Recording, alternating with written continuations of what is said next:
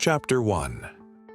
The Enigmatic Invitation to Eldridge Estate, in the waning days of October, when the mists clung to the Sussex hills like a widow's veil, a peculiar letter arrived at the modest lodgings of Dr. John Watson. The envelope, heavy with the scent of aged parchment and sealed with crimson wax, bore no return address, only the name of its intended recipient in a florid, almost theatrical script. Sherlock Holmes, Esquire. Inside, the missive was brief, yet its words carried an undercurrent of urgency that piqued Watson's curiosity. It invited Holmes and his companion to Eldridge Estate, a sprawling manor nestled in the remote folds of the South Downs, to attend a gathering orchestrated by one Sir Reginald Harcourt, a reclusive antiquarian of considerable repute. The purpose, it stated, was a singular venture of historical significance, though it offered no further clarity.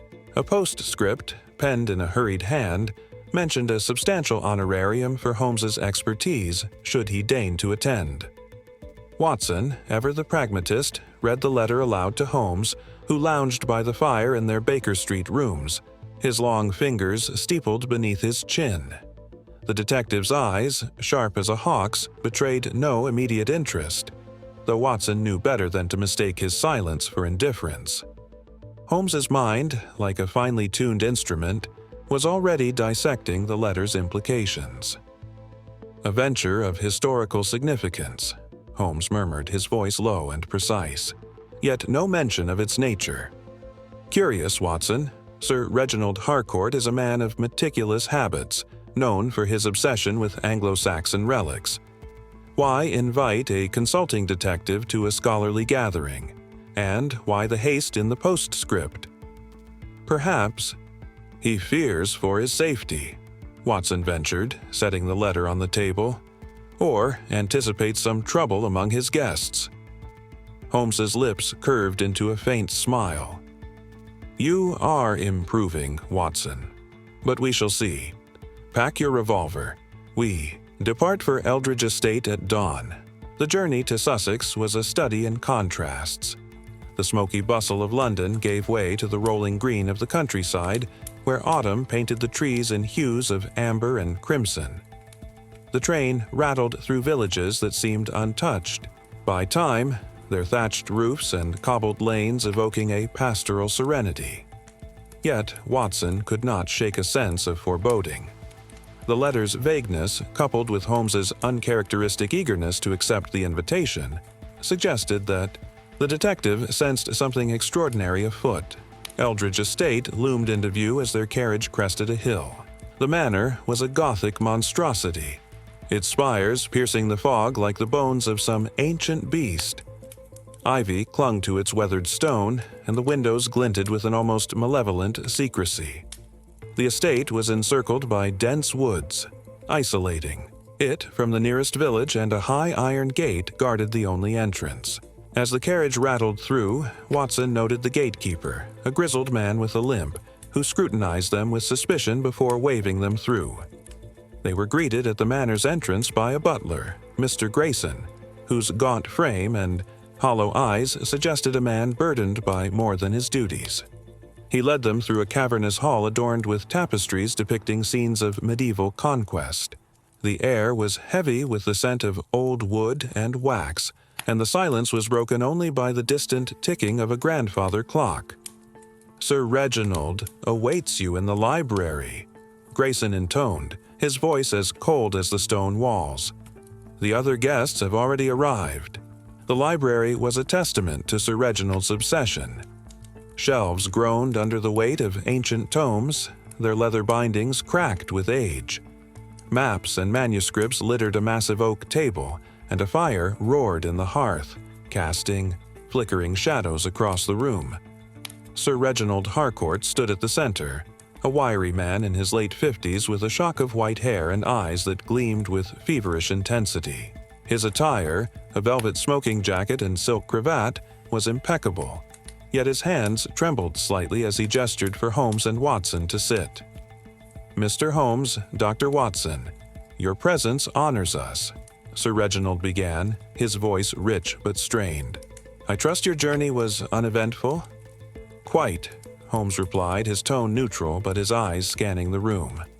Watson followed his gaze, noting the other guests seated around the table. There were 6 in total, each an archetype of wealth, ambition, or eccentricity, their faces etched with anticipation or unease.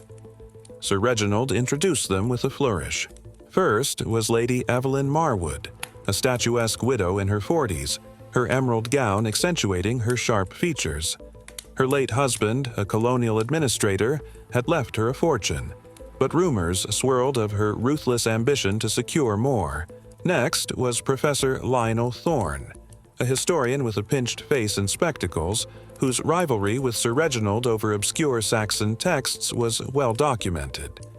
Beside him sat Miss Clara Pembroke, a young heiress with a nervous smile, her fingers clutching a locket as if it were a talisman.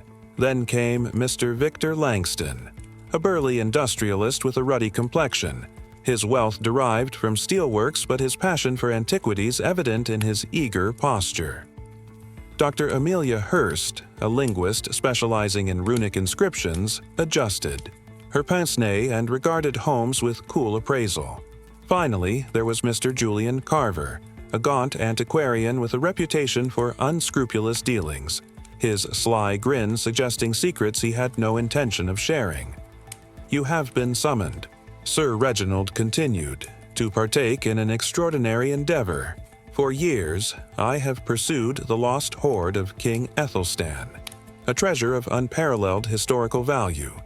Recently, I uncovered a manuscript, a map, if you will, detailing 4 signs that lead to its location, hidden somewhere on this estate."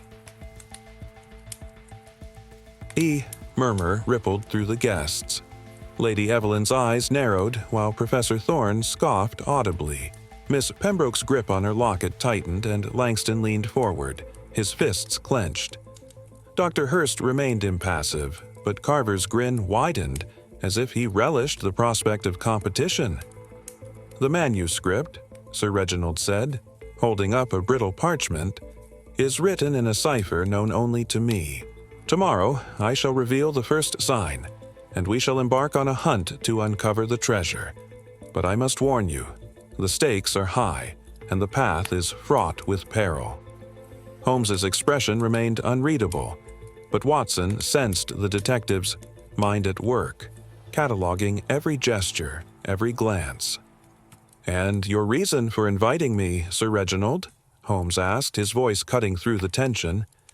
Sir Reginald hesitated, his fingers brushing the manuscript. "I am a scholar, not a fool. Such a treasure attracts envy, greed, perhaps worse. I require your expertise to ensure the hunt proceeds harmoniously."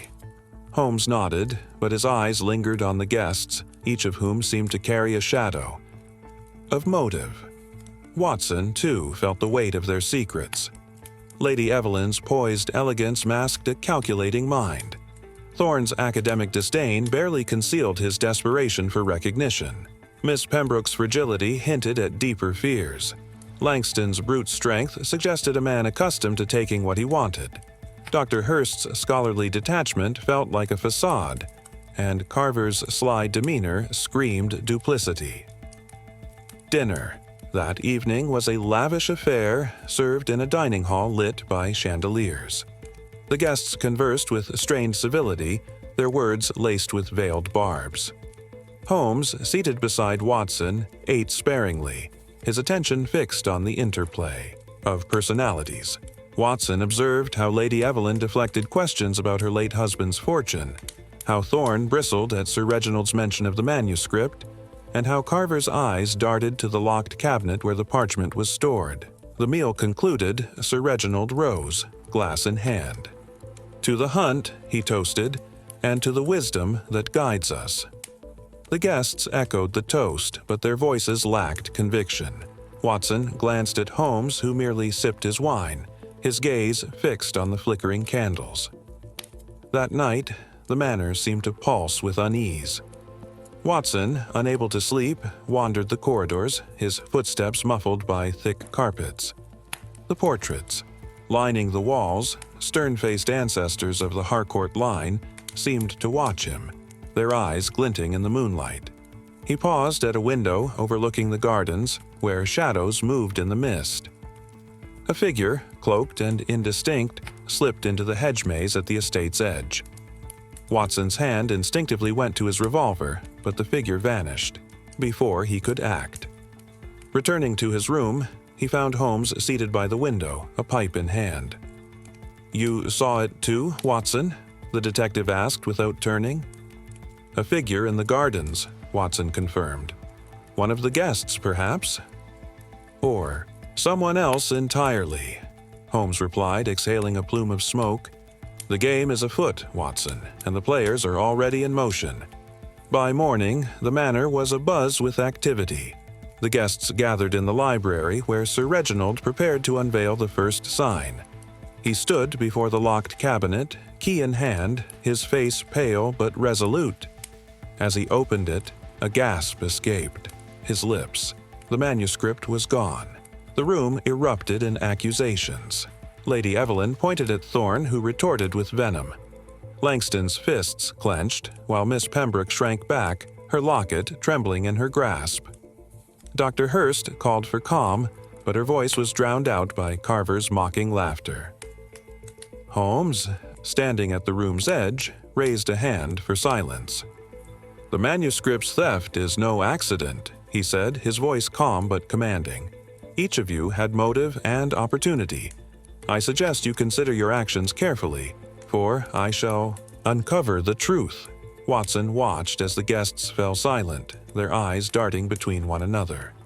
The hunt had not yet begun, yet already it was tainted by suspicion. Holmes's presence, unassuming yet piercing, seemed to tighten the noose around them all.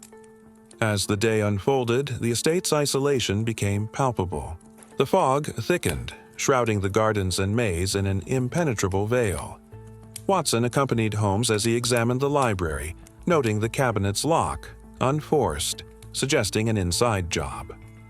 Holmes's fingers traced the shelves, his mind assembling the puzzle's first pieces. "The manuscript is the key," Holmes murmured. "Its theft is not the end, but the beginning. Someone seeks to control the hunt, or to end it before it starts." Watson nodded, his thoughts returning to the figure in the gardens. Could it be an outsider? A servant, perhaps? Holmes's eyes gleamed. Possible, but unlikely. The servants are loyal to Sir Reginald, bound by years of service. No, Watson, the thief is among our guests, and they are playing a dangerous game. By evening, Sir Reginald announced that the hunt would proceed, manuscript or no. He claimed to have memorized the first sign, a cryptic verse about a stone that weeps beneath the oak. The guests, though shaken, agreed to begin at dawn, their greed outweighing their fear. As Watson retired to his room, he found a note slipped under his door. In a hurried scrawl, it read, "Beware the fourth sign. It heralds death." He showed it to Holmes, who studied it with a frown. "A warning, or a taunt," Holmes said. "Either way, it confirms what I suspected. The treasure is not the only prize at stake." Watson lay awake that night, the note's words echoing in his mind. The estate, with its ancient walls and hidden corners, seemed to pulse with secrets. Holmes, ever the calm observer, was already unraveling the threads, but Watson knew the path ahead would be treacherous. The hunt had begun, and with it, a shadow of danger that none could escape. Chapter 2. Gathering Shadows. The Assembly of Seekers. The dawn broke over Eldridge Estate with a reluctant light, as if the sun itself hesitated to pierce the fog that clung to the Sussex hills. The Manor stood resolute, its spires cutting through the mist like the jagged teeth of some slumbering giant. Within its walls, the air was thick with anticipation, laced with the bitter aftertaste of the previous days. Theft. The missing manuscript had cast a pall over the gathering, and the guests, though drawn by the promise of King Æthelstan's hoard, moved with the wariness of those who sensed a trap closing around them. Dr. John Watson rose early, his sleep fractured by the cryptic note slipped under his door. Beware the fourth sign. It heralds death. He had shown it to Sherlock Holmes, who had tucked it into his pocket with a dismissive air, though Watson knew the detective's mind was already dissecting its implications. Now, as they descended to the dining hall for breakfast, Watson observed the other guests, their faces a gallery of guarded expressions. The theft of the manuscript had fractured their fragile civility, and suspicion hung as heavily as the fog outside. The dining hall was a cavernous space, its walls adorned with portraits of Harcourt ancestors, their stern gazes seeming to judge the assembled company. A long mahogany table groaned under a spread of cold meats, fresh bread, and steaming tea, but the guests ate sparingly, their appetites dulled by tension. Sir Reginald Harcourt, at the head of the table, attempted to maintain an air of authority, though his pallor and the faint tremor in his hands betrayed his unease. Lady Evelyn Marwood, seated to his right, sipped her tea with calculated poise, her emerald eyes scanning the room. Professor Lionel Thorne, opposite her, scribbled notes. In a leather-bound journal, his lips pursed in disdain. Miss Clara Pembroke, pale and fidgeting with her locket, sat beside Mr. Victor Langston, whose broad shoulders seemed to fill the space around him, his ruddy face set in a scowl. Dr. Amelia Hurst adjusted her pince-nez, her expression unreadable, while Mr. Julian Carver, ever the opportunist, leaned back in his chair, his sly grin intact despite the morning's gravity. Holmes, seated at the table's far end, was a study in understated presence. His gray eyes moved from face to face, cataloging every gesture, every glance. Watson, beside him, felt the weight of the detective's silence, knowing it masked a mind in relentless motion. Holmes had said little since the theft, but his request to examine the library again after breakfast suggested he was already piecing together the puzzle. Sir Reginald rose, clearing his throat. "Ladies and gentlemen," he began, his voice steady but strained.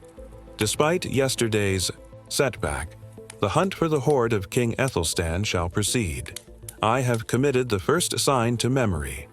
Beneath the oak, where shadows weep, the stone of secrets lies asleep. We shall gather in the East Gardens at 10 o'clock to begin." A murmur rippled through the group. Lady Evelyn arched an eyebrow, her lips curling slightly. "You expect us to trust your memory, Sir Reginald, when the manuscript itself has vanished?" Thorne snorted, slamming his journal shut. "Trust is a luxury we cannot afford. The thief is among us, and I, for one, intend to watch my back." Miss Pembroke's hand trembled, her locket slipping from her fingers to the table. Langston retrieved it for her, his rough hand brushing hers, though his eyes remained fixed on Sir Reginald. "Get on with it, Harcourt," he growled. "I didn't come here to play parlor games," Dr. Hurst spoke, her voice calm but cutting. "The verse is clear enough. An oak, a stone, perhaps a hidden marker. We should focus on the task, not squabble like children." Carver's laugh was sharp, almost mocking. "Oh, but squabbling is half the fun, Doctor. Keeps us sharp, doesn't it?" Holmes remained silent, his fingers steepled, his gaze lingering on Carver's grin. Watson sensed the detective's interest in the antiquarian, whose flippancy seemed to mask a deeper calculation. After breakfast, Holmes and Watson returned to the library where the empty cabinet stood as a mute testament to the theft. Holmes moved with purpose, his long fingers tracing the cabinet's lock, the shelves, the floor. Watson watched as he knelt, examining a faint scuff mark near the hearth. "No signs of forced entry," Holmes murmured. The lock was opened with a key or a skilled pick. The thief knew precisely what they were after. Watson frowned. "Sir, Reginald keeps the only key, doesn't he? Could a servant have taken it?" Holmes shook his head. "Unlikely.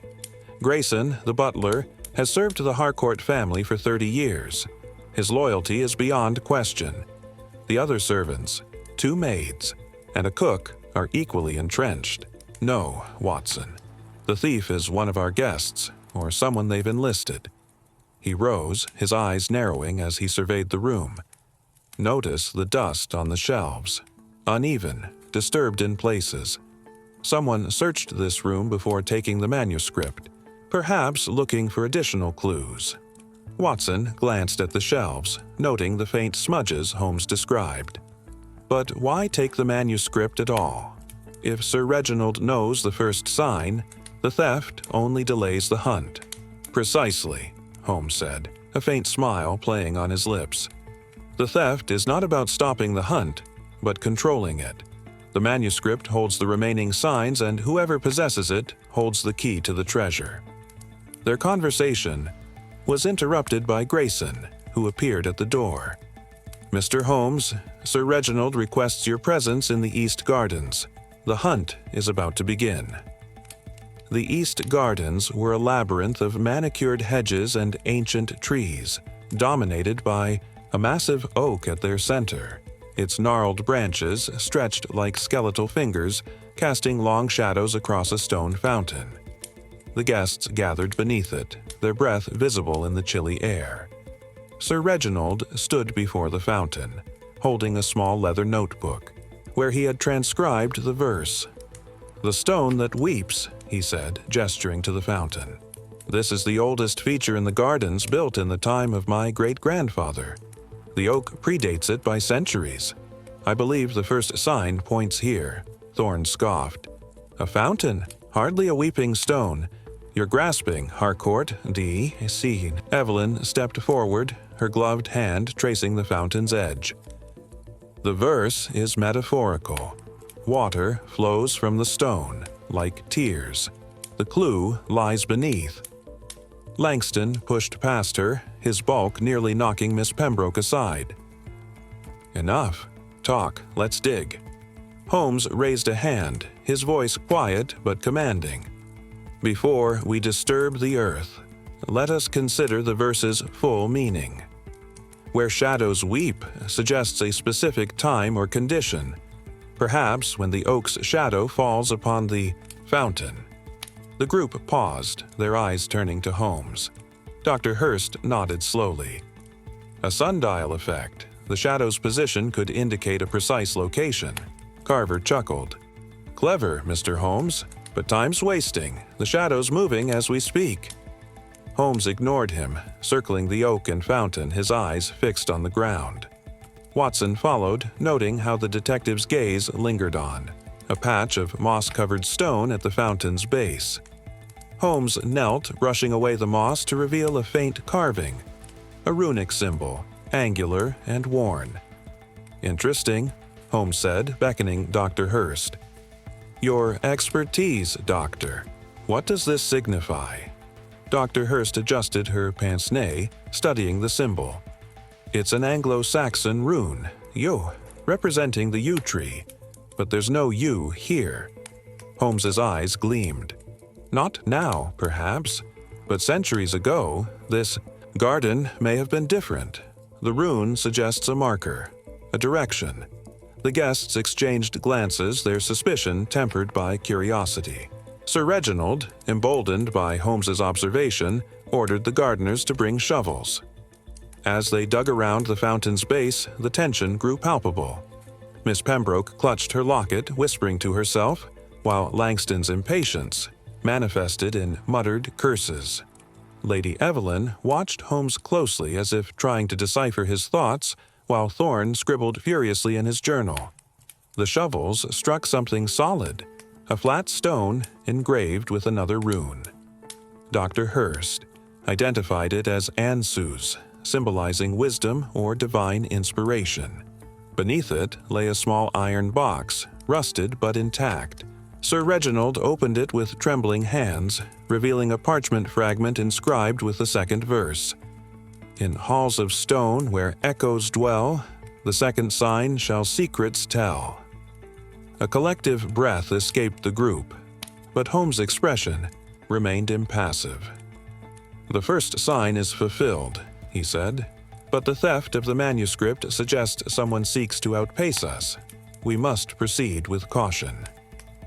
As the group returned to the manor to discuss the second verse, Watson noticed Holmes lingering by the fountain, his eyes fixed on the oak's shadow. "What is it, Holmes?" he asked quietly. "The rune was freshly carved," Holmes replied, his voice low. "The moss was disturbed, not grown over. Someone placed that stone recently, Watson, to guide us, or to mislead us." Watson's pulse quickened. "You think the clue was planted?" "I think," Holmes said, "that our thief is playing a deeper game. The manuscript's absence ensures they control the signs, but their haste betrays them. Observe the guests closely, Watson. Their reactions to this discovery will tell us much." Back in the manor, the guests gathered in the drawing room. The parchment fragment passed among them. Lady Evelyn's fingers lingered on it, her eyes narrowing. Thorne argued that the halls of stone referred to the manor's cellar, while Langston insisted on searching the chapel ruins on the estate's edge. Miss Pembroke remained silent, her locket now open, revealing a miniature portrait of a young man. Dr. Hurst proposed a systematic search, but Carver's grin suggested he already had a plan. Holmes, standing by the fireplace, listened without comment, his eyes moving from one guest to another. Watson, attuned to his friend's methods, noted how Holmes focused on Miss Pembroke's locket, Lady Evelyn's calculating stare, and Carver's restless fingers. Each guest, it seemed, carried a motive: greed, revenge, desperation, that could have driven them to steal the manuscript. As the discussion grew heated, a scream echoed from the hall. The guests rushed out to find Grayson, the butler, standing over a crumpled figure at the foot of the grand staircase. It was Miss Pembroke, her locket lying broken beside her, her face pale and lifeless. Watson knelt, checking her pulse, but shook his head. "She's gone," he said, his voice heavy. "Her neck is broken. It looks like a fall, but—" Holmes crouched beside the body, his eyes scanning the scene. He picked up the locket, noting the portrait inside, a young man with a striking resemblance to Sir Reginald. "No accident," he murmured. "The fall was staged. Notice the bruising on her wrists. Someone held her tightly before she fell." The guests gasped, their faces a mix of shock and fear. Lady Evelyn clutched her shawl, Thorne's journal slipped from his hands, and Langston's fists clenched. Dr. Hurst's composure faltered, while Carver's grin vanished, replaced by a wary expression. Holmes rose, his voice cutting through the chaos. "Miss Pembroke's death is no coincidence. She knew something, or someone feared she did. The hunt has claimed its first victim, and the thief is among us." As the guests retreated, whispering accusations, Holmes turned to Watson. "The second sign points to the cellar, but the true clue lies in Miss Pembroke's locket. Find out who that portrait depicts, Watson. It may lead us to the killer." Watson nodded, his mind racing. The estate, with its ancient secrets and shadowed halls, had become a chessboard, and Holmes was already several moves ahead. But as the fog thickened outside, Watson felt the weight of the fourth sign's warning. Death was no longer a distant threat. It was here, and the hunt had only just begun. Chapter 3. The Riddle of the Four Signs. The fog that enveloped Eldridge Estate seemed to thicken with each passing hour, as if the manor itself conspired to obscure the truth. The death of Miss Clara Pembroke had cast a shadow over the treasure hunt, transforming the air of eager anticipation into one of dread. The guests, once united by their greed for King Æthelstan's hoard, now regarded one another with suspicion. Their every word and gesture weighed against the possibility of guilt. Dr. John Watson, standing in the grand hall where Clara's body had been found, felt the weight of her death like a physical burden. The broken locket, with its portrait of a young man bearing a striking resemblance to Sir Reginald Harcourt, lay heavy in his thoughts, a clue that Sherlock Holmes had deemed significant. Holmes, as was his custom, stood apart from the group, his lean figure framed by the arched window overlooking the east gardens. His gray eyes, sharp and unyielding, scanned the room, though his thoughts seemed to drift beyond the walls of the manor. Watson knew that look. Holmes was piecing together the fragments of a puzzle only he could fully see. The detective had sent Watson to inquire about the locket's portrait, a task that had yielded little thus far. Sir Reginald, when questioned discreetly, had paled at the sight of the miniature, claiming it depicted his late nephew, Edward Harcourt, who had died in a riding accident 5 years prior. The connection to Clara remained unclear, but Holmes had insisted it was no coincidence. The guests had gathered in the drawing room, summoned by Sir Reginald to discuss the second sign. In halls of stone, where echoes dwell, the second sign shall secrets tell. The parchment fragment found beneath the fountain had reignited their determination, though Clara's death tempered their enthusiasm. The atmosphere was brittle, each guest hyper-aware of the other's movements. Lady Evelyn Marwood, her emerald gown replaced by a somber black one, sat with regal composure, her eyes darting to Holmes with a mixture of curiosity and wariness. Professor Lionel Thorne, his journal ever present, scribbled notes with a feverish intensity, as if decoding the verse could absolve him of suspicion. Mr. Victor Langston paced by the fireplace, his bulk casting long shadows, while Dr. Amelia Hurst adjusted her pince-nez, her scholarly detachment strained by the morning's events. Mr. Julian Carver, his sly grin subdued but not entirely absent, lounged in an armchair, his fingers tapping a restless rhythm. Sir Reginald stood before the hearth, his white hair disheveled, his voice carrying a forced authority. "Miss Pembroke's death is a tragedy," he said, "but we cannot allow it to derail our purpose. The second sign points to the cellar, a place of stone and echoes. I propose we search it at once," Thorne snorted, slamming his journal shut. "And walk into another trap? The girl's death proves someone here is a murderer. I'll not be next." Lady Evelyn's lips curled slightly. "Cowardice ill suits you, Professor. If we abandon the hunt, Clara's death was for nothing." Langston growled, his fists clenching. "Enough talk. I say we search the cellar and root out the killer ourselves." Dr. Hurst raised a hand, her voice calm but firm. "We must proceed methodically. The verse suggests a specific location within the cellar, perhaps a hidden chamber." Carver's laugh was sharp, cutting through the tension. "Hidden chambers, secret signs, sounds like a penny dreadful. But I'm game, provided we watch our backs." Holmes, who had remained silent, stepped forward, his presence commanding attention. "The cellar is a logical choice," he said, his voice precise and measured. "But we must first address Miss Pembroke's death. Her fall was no accident. The bruising on her wrist suggests she was restrained, and the locket's portrait points to a motive rooted in personal history. Sir Reginald, you identified the portrait as your nephew, Edward. What was his connection to Miss Pembroke?" The room fell silent, all eyes on Sir Reginald. His hands trembled and he gripped the mantel for support. "Clara knew Edward," he admitted. "They were engaged, briefly, before his accident. She never recovered from his loss." A murmur rippled through the group. Lady Evelyn's eyes narrowed while Thorne's pen froze mid-sentence. Langston's scowl deepened and Dr. Hurst's composure faltered. Carver's grin returned, as if he relished the revelation. Holmes nodded, his expression unreadable. "A motive, then.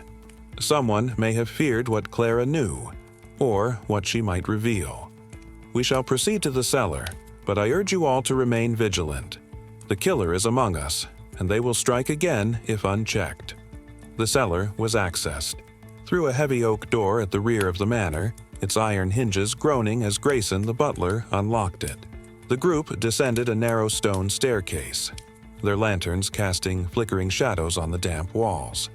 The air was cold and musty, heavy with the scent of earth and decay. The cellar stretched into darkness, a labyrinth of stone arches and alcoves, its echoes amplifying every footstep.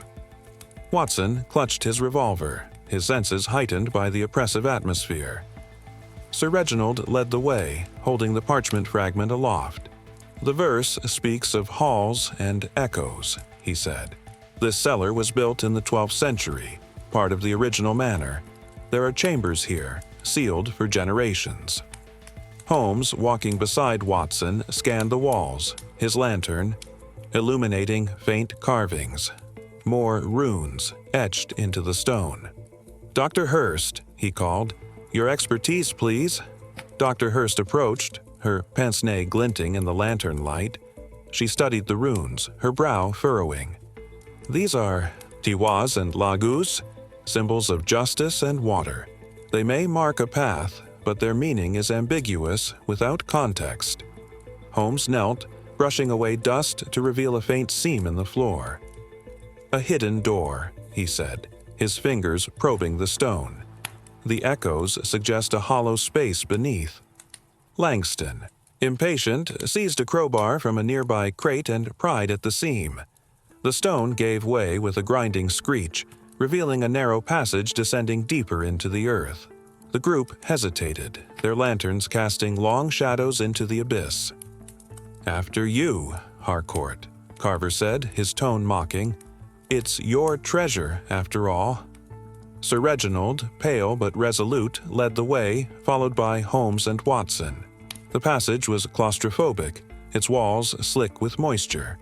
The air grew colder, the echoes sharper, as if the manor itself whispered warnings. After several minutes, they emerged into a small chamber, its walls lined with stone shelves. At its center stood a pedestal, upon which rested a bronze disc engraved with a third verse. "By fire's light where truth is shown, the third sign guards the ancient throne." Watson's heart raced as he read the words. "Another sign," he whispered. "But what does it mean?" Holmes examined the disc, his fingers tracing its edges. "The fire's light suggests a specific location, perhaps the manor's great hall, where the hearth burns brightest. But note the disc's weight. It's hollow, likely containing another clue." Before he could investigate further, a low rumble echoed through the chamber. The passage behind them shuddered, and a cascade of dirt and stone blocked the exit. Panic seized the group. Lady Evelyn clutched Sir Reginald's arm while Thorne shouted accusations. Langston pounded the debris, his strength useless against the collapse.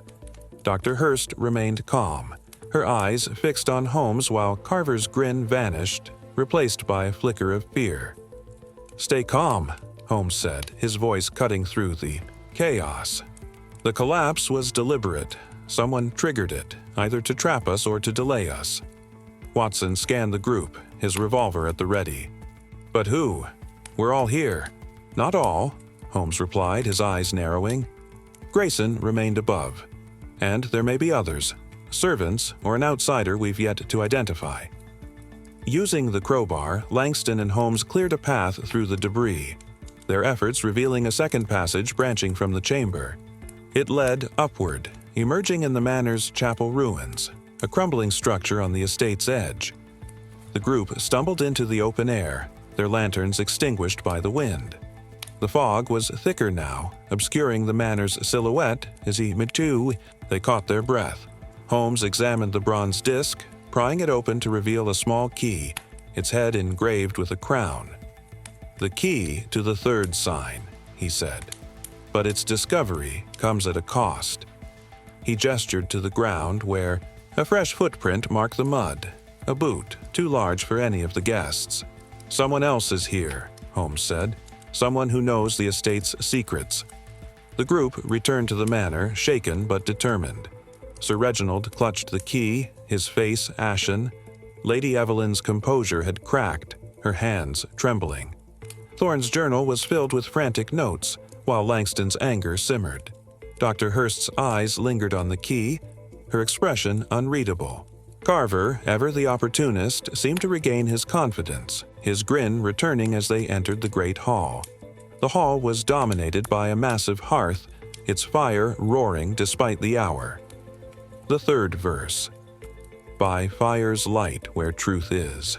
Shone seemed to point here, but Holmes cautioned against haste. The key suggests a lock, he said, but the verse implies a revelation. We must search methodically. As the guests spread out, examining the hearth and surrounding panels, Watson approached Holmes. "The footprint," he said quietly. "Could it belong to the figure I saw in the gardens?" "Possibly," Holmes replied, "but its size suggests a man, and none of our guests match it. We are dealing with an unseen player, Watson, one who knows the estate and its secrets." Their search was interrupted by a cry from Dr. Hurst. She stood before a tapestry depicting a Saxon king, its threads worn but vibrant. Behind it, a small lock was set into the wall, its shape matching the key. Sir Reginald inserted it, and the wall slid open, revealing a narrow alcove. Inside was a wooden box, its lid carved with a crown. Within lay a fourth verse. "Beneath the stars where fates align, the fourth sign seals the hoard divine." The group stared at the verse, their excitement tempered by fear. Watson's thoughts returned to the note under his door. "Beware the fourth sign. It heralds death." He glanced at Holmes, who met his gaze with a knowing look. Before anyone could speak, a gunshot rang out from the gardens. The guests froze, their eyes wide. Holmes was already moving, his long strides carrying him toward the sound. Watson followed, revolver in hand, as the group trailed behind. In the hedge maze, they found Grayson, the butler, slumped against a statue, a bullet wound in his chest.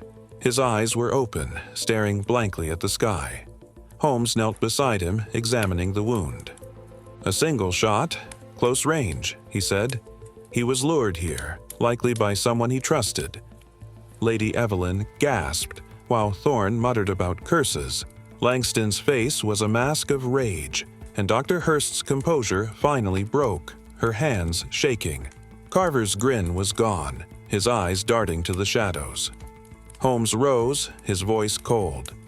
"The fourth sign is upon us, and death follows as promised. The killer is escalating, and the hoard is their prize. We must find the manuscript before they claim it." As the group returned to the manor, Watson's mind raced. The locket, the runes, the key, the verses, all were pieces of a puzzle Holmes was assembling. But the unseen player, the figure in the shadows, loomed larger with each death. The estate was a labyrinth of secrets, and the hunt had become a deadly game, with Holmes as the only hope of unraveling its truth. Chapter 4. Whispers of the Hunt's Commencement. The fog that shrouded Eldridge Estate had grown denser, a spectral veil that seemed to pulse with the manor's secrets. The gunshot that had claimed Grayson, the butler, echoed in Dr. John Watson's mind as he followed Sherlock Holmes back to the Great Hall. The death of Miss Clara Pembroke had been a shock, but Grayson's murder, deliberate, precise, and chillingly close, had shattered any remaining illusion of safety. The guests, once driven by greed for King Æthelstan's hoard, now moved with the cautious tread of prey, their eyes darting to every shadow. The treasure hunt, begun with scholarly zeal, had become a deadly game, and Watson sensed that Holmes alone held the key to its unraveling. The great hall was a cavern of flickering light, the massive hearth casting long shadows across the tapestries and polished floors. The wooden box, discovered behind the hidden lock, sat on a table, its carved crown gleaming in the firelight. The fourth verse, "Beneath the stars where fates align, the fourth sign seals the hoard divine," lay within, a cryptic promise that now carried the weight of a threat. Watson's thoughts returned to the note slipped under his door. "Beware the fourth sign. It heralds death." 2 deaths had already marked the hunt, and the warning's prophecy seemed to loom ever closer. Holmes stood by the hearth, his lean figure silhouetted against the flames. His gray eyes, sharp and unyielding, scanned the room, though Watson knew. His mind was elsewhere, weaving together the threads of clues: the stolen manuscript, Clara's broken locket, the fresh footprint in the mud, and now Grayson's murder. The remaining guests, Lady Evelyn Marwood, Professor Lionel Thorne, Mr. Victor Langston, Dr. Amelia Hurst, and Mr. Julian Carver, gathered uneasily, their faces a gallery of fear, suspicion, and calculation. Sir Reginald Harcourt, his white hair disheveled and his hands trembling, attempted to maintain order. "We cannot falter now," he said, his voice cracking. "The fourth sign points to the observatory, the only place on the estate where one might stand beneath the stars. We must proceed at once." Thorne scoffed, his journal clutched tightly. "Proceed? With a killer among us? You're mad, Harcourt. Grayson's blood is barely cold." Lady Evelyn's voice was sharp, her emerald eyes glinting. "And yet, Professor, you're still here, scribbling your notes. If you're so afraid, why not leave?" Thorne flushed, his lips tightening. "I'll not be driven off by a murderer. The hoard is mine to claim, not yours." Langston's fists clenched, his ruddy face darkening. "Keep talking, Thorne, and you'll find more than a bullet waiting." Dr. Hurst adjusted her pince-nez, her voice calm but strained. "Arguing solves nothing. The verse is clear. The observatory is our next step." Carver leaned back, his sly grin returning despite the tension. "Stars and fates, eh? Sounds like a lark. But I'm with the doctor. Let's move before someone else gets a bullet." Holmes, who had remained silent, stepped forward, his presence commanding attention. "The observatory is a logical choice," he said, his voice precise and measured. "But we must first address Grayson's death. The shot was fired at close range, from a revolver not unlike Dr. Watson's. The killer lured him to the maze, likely under pretense of a meeting. Grayson trusted them, which suggests familiarity. The guests exchanged glances, their suspicion palpable. Watson noted how Lady Evelyn's fingers tightened on her shawl, how Thorne's pen froze, how Langston's scowl deepened. Dr. Hurst's composure held, but her eyes flickered to Holmes, while Carver's grin faltered briefly. "Furthermore," Holmes continued, "the footprint in the mud, too large for any of you, suggests an accomplice, someone who knows the estate intimately. We are not alone in this hunt." Sir Reginald paled. "An accomplice? But the servants are loyal. I've known them for years." "Loyalty can be bought," Holmes said, his eyes narrowing. "Or coerced. We shall search the observatory, but I urge you to stay together. The killer is watching, and they will exploit any lapse." The observatory was a domed structure at the estate's northern edge, its brass telescope glinting under the moonlight that pierced the fog. The group approached cautiously, their lanterns casting eerie glows on the stone path. Watson gripped, his revolver, his senses heightened by the silence of the night. The observatory's door was unlocked, its hinges creaking as Sir Reginald pushed it open. Inside, the air was cold, the walls lined with star charts and astronomical instruments. A spiral staircase led to the observation platform, where a glass dome revealed a sky obscured by clouds. Holmes ascended first, his lantern illuminating the platform. At its center stood a stone plinth engraved with a constellation, Orion, its stars etched in silver. Beneath it was a slot, perfectly sized for the crown-shaped key from the previous sign. Sir Reginald inserted it, and a mechanism clicked, revealing a hidden compartment. Within was a velvet pouch containing a single sapphire, its facets catching. The lantern light and a final verse: "The hoard lies where the heart is stilled, its guardian's blood forever spilled." A collective gasp escaped the group. Watson's pulse quickened, the note's warning ringing in his ears. "The fourth sign," he whispered. "It's here." Holmes examined the sapphire, his fingers turning it slowly. "A king's ransom," he said, "but not the hoard itself. This is a marker, a test. The true hoard lies elsewhere, and the verse suggests a final, deadly step." Lady Evelyn's voice was sharp. Blood spilled. This is madness, Harcourt. Your hunt is a death trap. Thorne's eyes gleamed with greed despite his fear. The sapphire alone is worth a fortune. If the hoard is greater, Langston growled, shoving Thorne aside. Out of my way, I'll find it myself. Dr. Hurst stepped forward, her voice steady. The verse implies a sacrifice. The heart stilled could mean a literal death, or a metaphorical one. Carver's laugh was hollow. Metaphorical or not, we're dropping like flies. Best hurry, eh? Holmes pocketed the sapphire, his expression unreadable. The verse points to the mausoleum, he said. The Harcourt family tomb, where hearts are stilled. It is the only place on the estate that fits. The group hesitated, their fear outweighing their greed. Sir Reginald nodded, his face ashen. The mausoleum is in the western woods. It's not been opened in years. Then we go now, Holmes said, his tone brooking no argument. But first, I must examine Grayson's body.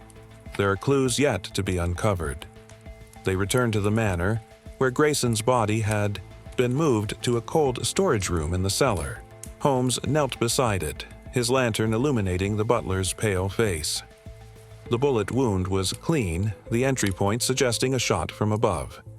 Holmes examined Grayson's hands, noting faint ink stains on his fingers. He was writing something.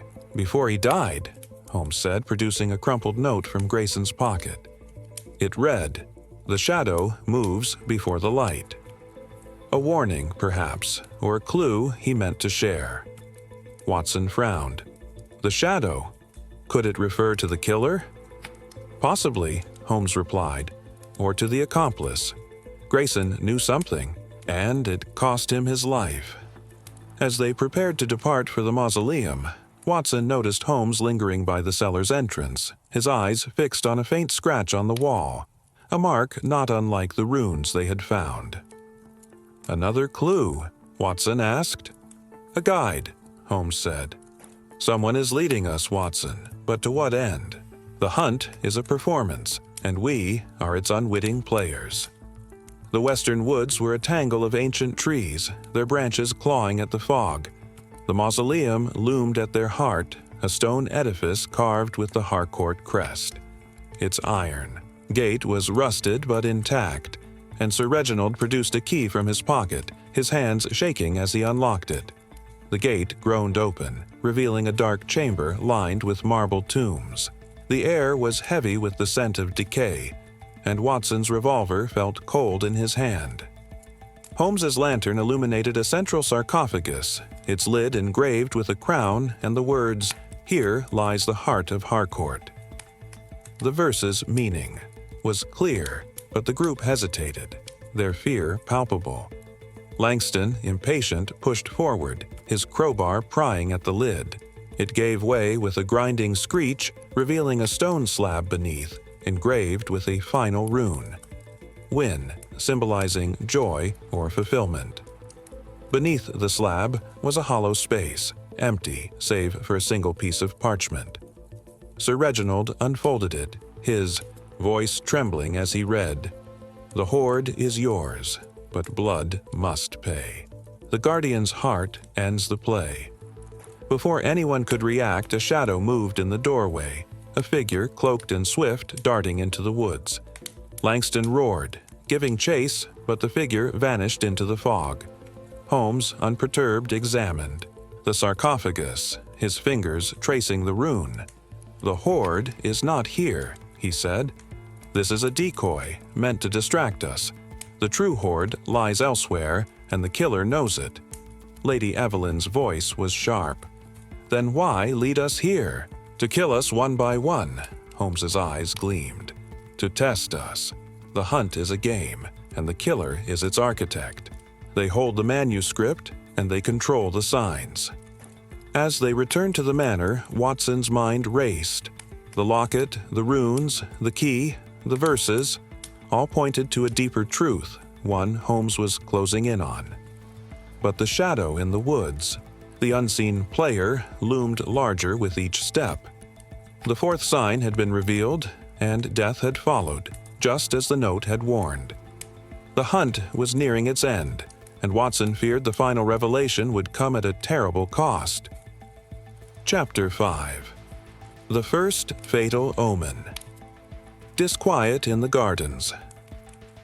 The fog that cloaked Eldridge Estate had become a living thing, curling through the ancient trees and seeping into the manor's stone walls as if to guard its secrets.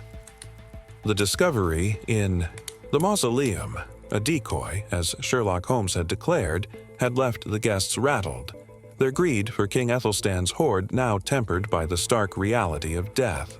Miss Clara Pembroke's staged fall and Grayson the butler's murder had transformed the treasure hunt into a deadly labyrinth, and Dr. John Watson felt the weight of each step as he followed Holmes through the estate's east gardens. The fourth sign's warning. The hoard is yours, but blood must pay. The guardian's heart ends the play, echoed in his mind, entwined with the cryptic note slipped under his door. Beware the fourth sign. It heralds death. 2 lives had already been claimed, and Watson sensed the shadow of further violence drawing near.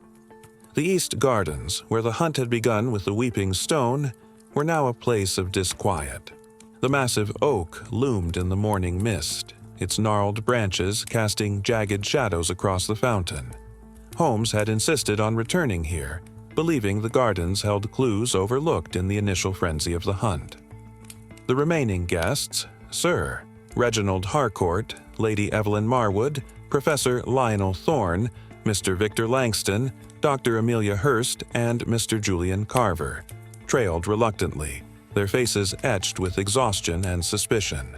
The sapphire from the observatory, still in Holmes's possession, gleamed faintly in his pocket, a reminder of the stakes at play.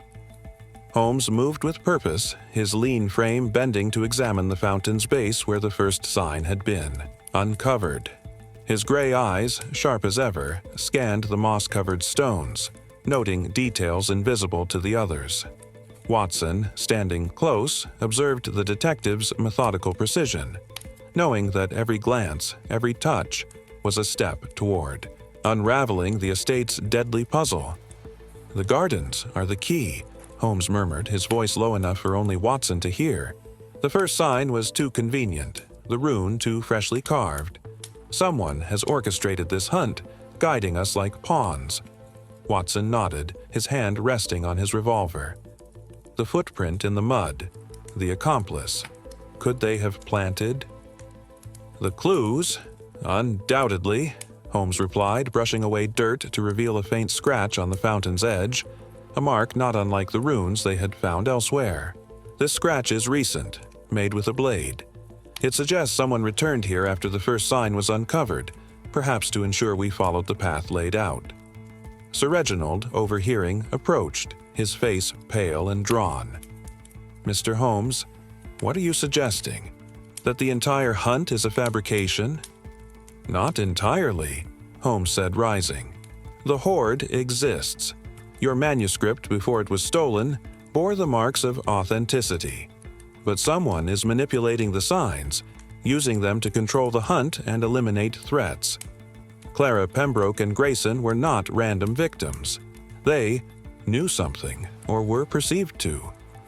Lady Evelyn, her black gown stark against the misty garden, stepped forward, her voice sharp. "And what of us, Mr. Holmes? Are we to be picked off one by one while you play at theories?" Holmes's lips curved faintly. "Your concern is noted, Lady Evelyn, but fear clouds judgment. Stay vigilant, and you may yet survive." Thorne, clutching his journal, snorted. "Vigilant? We're trapped in a madman's game. The mausoleum was a dead end, and now we're back where we started. What's next, Harcourt?" Sir Reginald gripped the velvet pouch containing the sapphire, his voice trembling. The verse from the mausoleum, the guardian's heart, must refer to the hoard's final resting place. I propose we search the manor's chapel, where my ancestors' relics are kept. Langston, his bulk looming over the group, growled. "More crypts and shadows. I'm done with riddles. Give me something to hit." Dr. Hurst adjusted her pince-nez, her scholarly calm fraying. The chapel is a logical choice. Relics often symbolize guardianship in Saxon lore. We should investigate. Carver's grin was back, though strained. Relics, hearts, blood. Sounds like a grim tale. But I'm game, provided we don't end up like Grayson. Holmes raised a hand, silencing the group. The chapel may hold answers, but first, we must revisit the first sign. The gardens are not merely a starting point. They are a map. The oak, the fountain, the runes, all point to a pattern. He led them to the hedge maze, its twisting paths shrouded in fog. Watson recalled the figure he had seen here nights ago, and Grayson's body found slumped against a statue. Holmes paused at the maze's entrance, his lantern illuminating a stone marker half buried in the earth. It bore another rune, Raidho, symbolizing a journey or path. Dr. Hurst knelt beside it, her fingers tracing the carving. "This is older than the others," she said. "It's weathered, not freshly cut. It may predate the hunt." Holmes nodded, his eyes gleaming. "Precisely. The true signs are ancient, embedded in the estate's history. The fresh runes are distractions planted to mislead us. This marker suggests the maze itself is significant." The group entered the maze, their lanterns casting eerie glows on the hedges. The paths twisted and turned, disorienting even in daylight. Watson kept close to Holmes, noting how the detective memorized each turn, his mind mapping the labyrinth. After several minutes, they reached the center, a circular clearing with a stone statue of a Saxon warrior, its spear raised skyward. At its base was a shallow depression, as if something had been recently removed. Holmes knelt, examining the soil.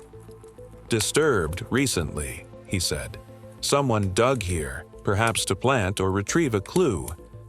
Lady Evelyn's voice was sharp. "The manuscript. Could it be hidden here?" "Possible," Holmes replied, "but unlikely. The manuscript is the killer's leverage. They would not risk leaving it so exposed." As they searched the clearing, Watson noticed Miss Pembroke's locket, half buried in the dirt. Its clasp was broken, but the portrait of Edward Harcourt remained intact. "Holmes," he called, holding it up. "This was Clara's. Why is it here?" Holmes took the locket, his fingers turning it over. "She was brought here before her. Death," he said. "The killer staged her fall, but this was where they confronted her. The locket was dropped in haste." Thorne's eyes narrowed. "Confronted her? About what?" "Edward Harcourt," Holmes said, his voice low. "Her fiancé, Sir Reginald's nephew. His death was no accident, and Clara knew it. Her knowledge made her a threat." Sir Reginald's face crumpled, his hands shaking. "Edward's death was a tragedy, a riding accident. Clara was distraught, but she never spoke of foul play." Holmes's gaze was piercing. Yet her locket was her talisman, a reminder of him. Someone feared what she might reveal, perhaps a secret tied to the hoard. The group fell silent, their suspicion turning inward. Watson noted how Lady Evelyn's composure faltered, how Thorne's pen trembled, how Langston's fists clenched. Dr. Hurst's eyes lingered on the locket, while Carver's grin seemed forced, his fingers twitching. Before they could press further, a rustling came from the hedges. Holmes spun, his lantern illuminating a fleeting shadow, a figure, cloaked and swift, vanishing into the maze. Langston roared, charging after it, but the figure was gone, swallowed by the fog. Holmes did not pursue, his eyes fixed on the spot where the shadow had been. "The accomplice," he said. "They are watching, guiding us toward the final sign." The group returned to the manor, shaken but resolute. Sir Reginald led them to the chapel, a small stone building within the manor's walls, its stained glass windows depicting Saxon saints. The air was heavy with incense and dust, and a marble altar stood at its center, adorned with relics, a chalice, a cross, and a silver reliquary shaped like a heart. Holmes examined the reliquary, his fingers probing its edges. "The Guardian's heart," he said. "This may be the key to the final sign." Using a small tool from his pocket, he pried open the reliquary, revealing a folded parchment. Sir Reginald unfolded it, his voice trembling as he read. "The hoard lies where the blood runs cold, its secret kept by the brave and bold." Watson's heart sank, the note's warning echoing. "It heralds death." "Another riddle," he said. "But where does it point?" Holmes's eyes gleamed. "The crypt beneath the chapel. The Harcourt family's oldest tombs are there, a place where blood, literal or symbolic, might run cold." The group descended. A narrow staircase behind the altar, their lanterns casting flickering shadows on the stone walls. The crypt was a maze of sarcophagi, their lids carved with effigies of knights and lords. The air was frigid, the silence oppressive. Holmes moved with purpose, his lantern illuminating a central tomb, its lid engraved with a crown and the name Æthelstan Harcourt. "The founder of the estate," Sir Reginald whispered. "My ancestor, named for the king." Holmes examined the tomb, noting a faint seam along its edge. With Langston's help, they pushed the lid aside, revealing a hollow space. Inside was a small iron chest, its lock rusted but intact. Sir Reginald inserted the crown-shaped key, and the chest opened, revealing a collection of gold coins, Saxon in design, and a final note. "The hoard is yours, but one must fall. The Guardian's blood completes the call." Before anyone could react, a blade flashed in the lantern light. Dr. Hurst screamed, clutching her arm as blood seeped through her sleeve. Langston tackled the figure, a cloaked man, his face obscured, who wrestled free and fled up the stairs. Holmes pursued, Watson at his heels, but the figure vanished into the Manor's halls. Dr. Hurst, pale but composed, bandaged her wound with Watson's help. "A glancing blow," she said. "I'm fine," Holmes returned, his expression grim. "The accomplice is bold but careless. They left this." He held up a torn piece of cloth embroidered with a monogram. J.C. "Julian Carver," Lady Evelyn hissed, her eyes blazing. Carver's grin vanished, his hands raised. "Not me.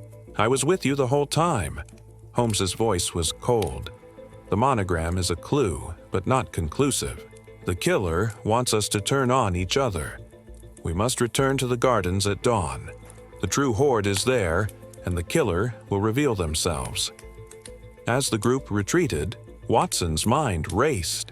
The locket, the runes, the sapphire, the verses, all were pieces of a puzzle Holmes was assembling. But the cloaked figure, the unseen player, was closing in, and the final sign promised blood. The gardens, where the hunt had begun, would be its end, and Watson feared the cost of victory. Chapter 6. Echoes of Vanishing, the high-stakes disappearance. The fog that clung to Eldridge Estate had become a shroud, muffling sound and blurring the edges of reality. The gardens, once a place of verdant order, now felt like a labyrinth of menace, their paths twisting under the weight of secrets and death. Dr. John Watson's breath caught in his throat as he followed Sherlock Holmes through the Manors, shadowed halls, the events of the crypt still vivid in his mind. The attack on Dr. Amelia Hurst, the flash of the cloaked figure's blade, and the torn cloth with the monogram J.C. had deepened the suspicion among the guests, each now a potential predator or prey. The hunt for King Æthelstan's hoard, driven by the cryptic verses, had claimed 2 lives, Miss Clara Pembroke and Grayson the butler, and nearly a third. The final note from the crypt: "The hoard is yours, but one must fall." The Guardians. "Blood completes the call," echoed the warning slipped under Watson's door. "Beware the 4th sign. It heralds death." The air was thick with dread, and Watson sensed the hunt was hurtling toward a deadly climax. Holmes, as ever, moved with an unyielding calm, his gray eyes scanning the great hall where the guests had gathered after the chaos, in the crypt. The fire and the massive hearth cast flickering shadows across their faces, illuminating fear, greed, and calculation. Sir Reginald Harcourt stood by the mantel, his white hair disheveled, his hands clutching the iron chest of Saxon coins as if it could anchor him against the storm of violence. Lady Evelyn Marwood, her black gown stark against her pale skin, watched the group with a predator's gaze, her composure barely masking her suspicion. Professor Lionel Thorne scribbled furiously in his journal, his pinched face etched with paranoia. Mr. Victor Langston paced, his bulk filling the room with restless energy, while Dr. Hurst, her arm bandaged, sat with a strained stoicism. Mr. Julian Carver, the monogrammed cloth casting a shadow over him, leaned against a wall, his sly grin replaced by a wary alertness. Holmes held the torn cloth aloft, its JC embroidery glinting in the firelight. "This was left by the attacker," he said, his voice precise and commanding. "It suggests a connection to Mr. Carver, but I caution against hasty conclusions. The killer is orchestrating a game of misdirection, and we must not play into their hands." Carver's eyes narrowed, his hands raised in protest. "I've said it before, Holmes. I was with you all in the crypt. Someone's framing me, and you're falling for it." Lady Evelyn's voice was sharp. "Framing you? Or are you simply the snake we've all suspected? That cloth is damning." Thorne slammed his journal shut. "Enough bickering. The hoard is within reach, and we're wasting time on accusations.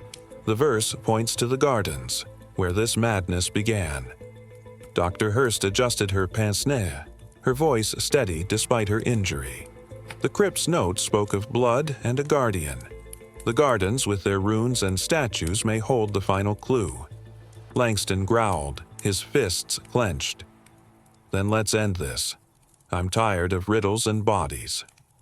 Holmes raised a hand, silencing the group. "The gardens are indeed the key, but not for the reasons you assume. The first sign, the weeping stone, was a deliberate misdirection, its rune freshly carved. The true hoard lies hidden in plain sight, and the killer is guiding us toward it, eliminating those who threaten their claim. We return to the gardens at dawn, but first we must address a new development." He paused, his eyes locking onto Sir Reginald. "One of you is missing." The group froze, their gazes darting to one another. Watson's heart sank as he realized the truth. Professor Thorne's chair was empty. His journal lay abandoned on the table, its pages fluttering in the draft. A quick search of the hall confirmed the worst. Thorne was gone. "Vanished," Lady Evelyn whispered, her voice trembling. "Like Clara. Like Grayson." Holmes's expression was grim. "Not vanished. Taken. The killer is escalating, and Thorne's disappearance is no coincidence." He was close to deciphering the manuscript's cipher. His notes were filled with partial translations. Watson recalled Thorne's feverish scribbling, his obsession with the runes. "You think he knew too much?" "I think," Holmes said. "He was a threat, just as Clara and Grayson were. We must find him before he joins them." The group, now reduced to 4 guests, Lady Evelyn, Langston, Dr. Hurst, and Carver, followed Holmes to Thorne's room, hoping for clues. The chamber was sparse, its desk littered with papers and books on Anglo-Saxon history. Thorne's journal, left in the hall, was retrieved, and Holmes flipped through its pages, his eyes scanning the dense notes. Thorne was decoding the manuscripts. "Cipher," Holmes said, pointing to a page filled with runic symbols and translations. He identified a pattern in the verses, linking them to the estate's original layout. The gardens, the chapel, the crypt, all correspond to a Saxon ritual. Circle, a map of sorts. Dr. Hurst leaned forward, her scholarly interest piqued despite her wound. A ritual circle? That would explain the rune's placement. The gardens mark the center, the heart of the estate.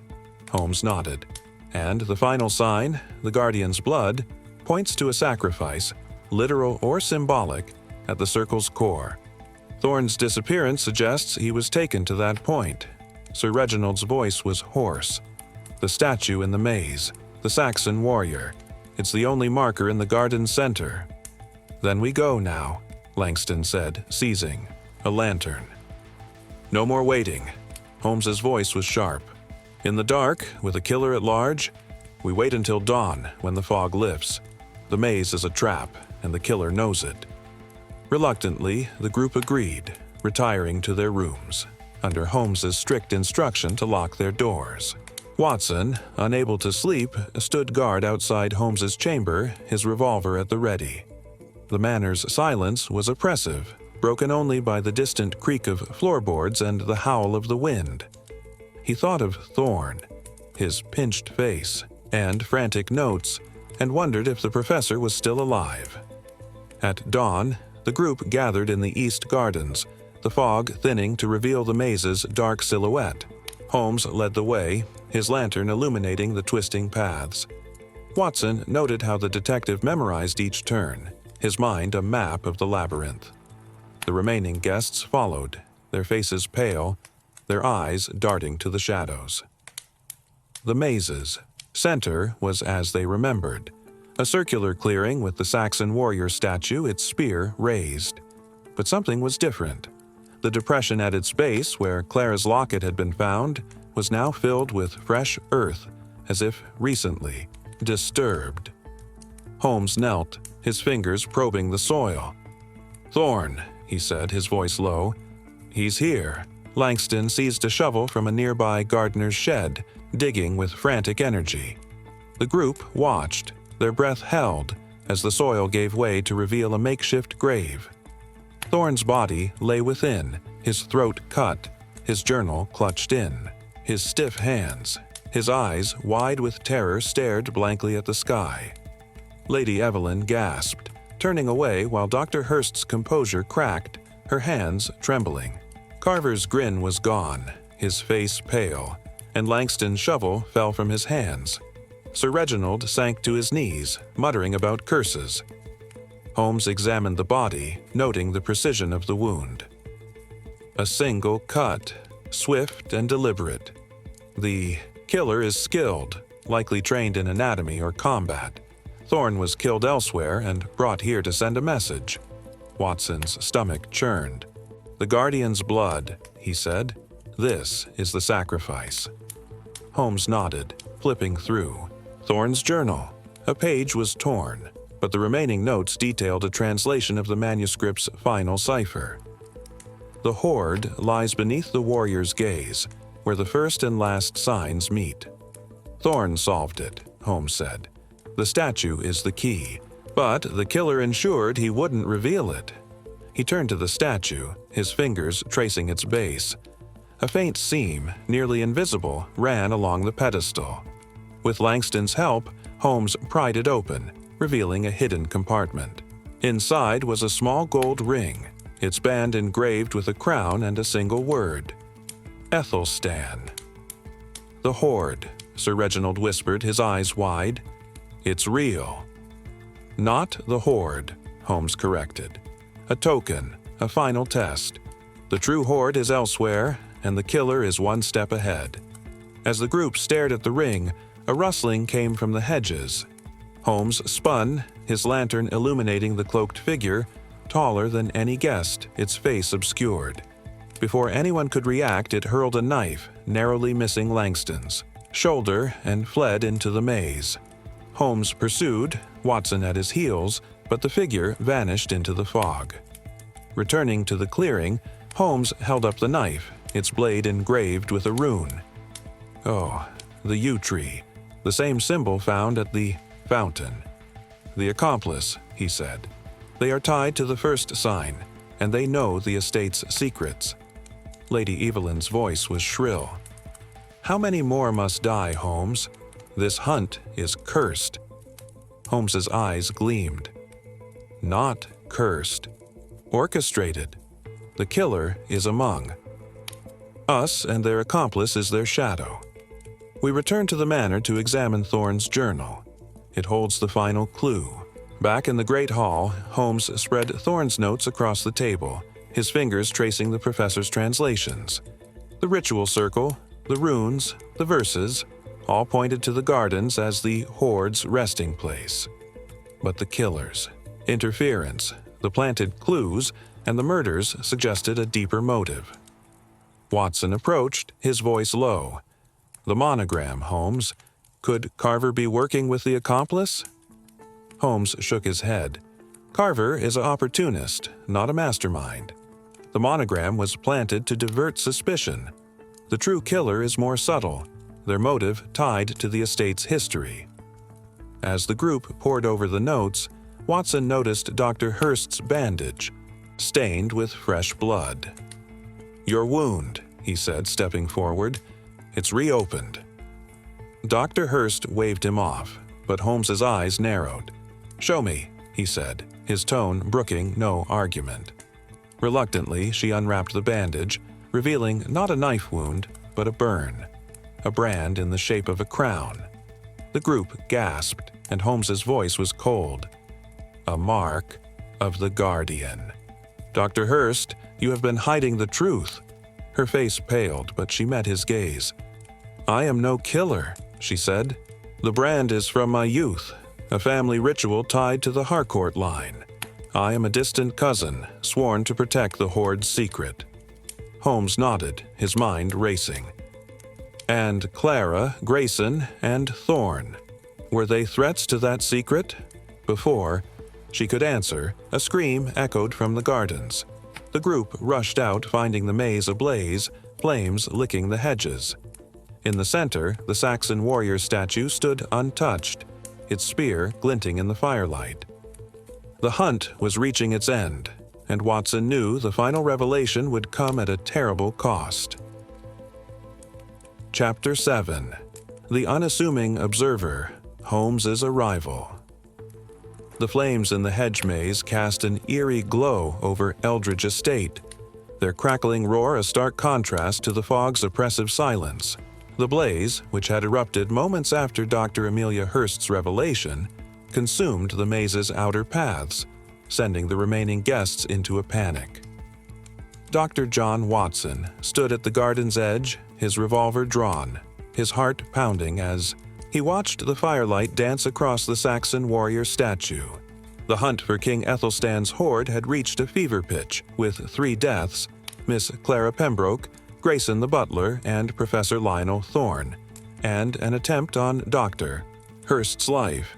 The revelation of her branded arm, a crown-shaped mark tying her to the Harcourt family, had shifted the dynamics of suspicion, but the fire suggested the killer was growing desperate, their carefully orchestrated game unraveling.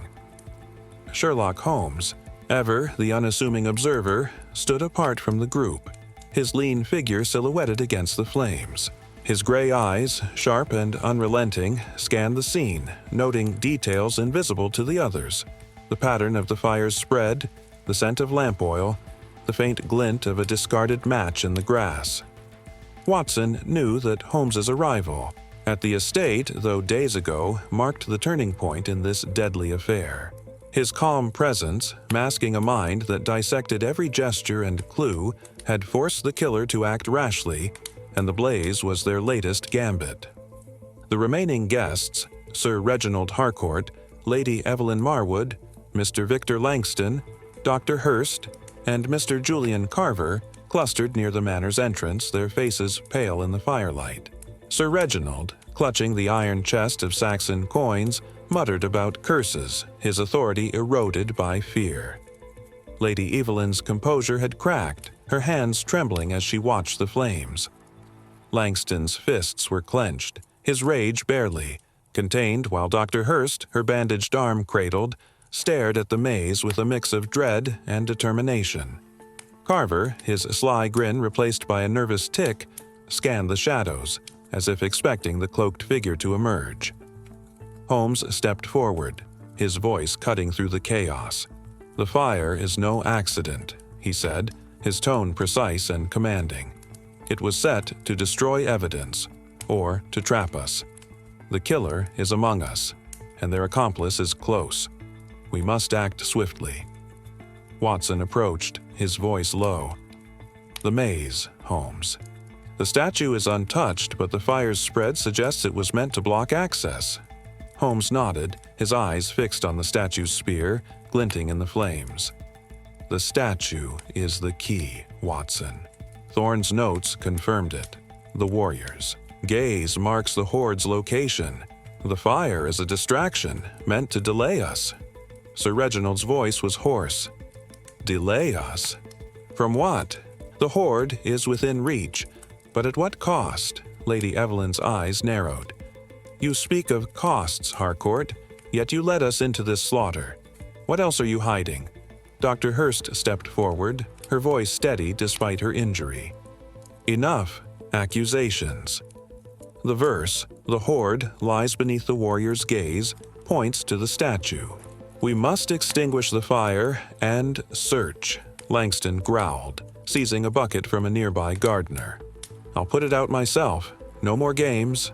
Carver's laugh was hollow. "Brave words, Langston. But you'll need more than muscle to outwit a killer." Holmes raised a hand, silencing them. "The fire will burn itself out. The hedges are damp from the fog." We return to the manor to examine Thorne's journal. His final notes hold the key to the hoard's location.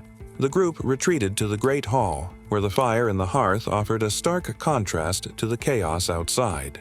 Holmes spread Thorne's journal across the table, its pages filled with runic translations and sketches of the estate. The professor's final entry, scrawled in haste, detailed the ritual circle, a pattern of locations, garden, chapel, crypt, and maze, aligned with Saxon cosmology. The statue, Thorne had written, was the circle's center, its spear pointing to the hoard. Holmes traced a sketch of the statue, his fingers lingering on the spear's angle. "The warrior's gaze is literal," he said. "The spear points southeast toward the oak where the first sign was found. The hoard lies beneath it." Dr. Hurst's eyes widened, her scholarly instincts overriding her fear. "The oak? But we searched there. The rune was a plant." "A misdirection," Holmes said. "The true clue is older, embedded in the estate's foundation. We must return to the gardens at first light." As the group debated, Watson noticed a faint creak from the hall. He glanced at Holmes, who nodded imperceptibly. Slipping from the room. Watson followed the sound, his revolver at the ready. The corridor was dark, the portraits of Harcourt ancestors looming like silent sentinels. At its end, a door to the servants' quarters stood ajar. Watson pushed it open, revealing a small room cluttered with cleaning supplies. A figure, cloaked, its face obscured, stood over a crate, rifling through papers. "Stop!" Watson shouted, raising his revolver. The figure spun, hurling a bottle of lamp oil at Watson's feet. It shattered, the liquid igniting as the figure fled through a side door. Watson fired, the shot echoing, but the figure was gone, swallowed by the manor's labyrinthine halls. He stamped out the flames, coughing as smoke filled the room. Among the scattered papers he found a torn map of the gardens, annotated with runes and a single word: Guardian.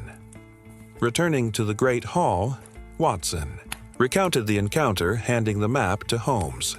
The detective's eyes gleamed as he studied it. "The accomplice," he said. "They are searching for the same clue we seek.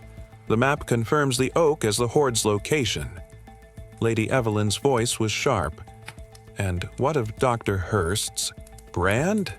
She's tied to this. Her family's secret. How do we know she's not the killer?" Dr. Hurst's face paled, but she met Lady Evelyn's gaze. "The brand marks me as a guardian, not a murderer. My family swore to protect the hoard, but I sought only to study it. I am no killer." Holmes's voice was cold. "Your brand is a clue, Dr. Hurst, but not proof of guilt.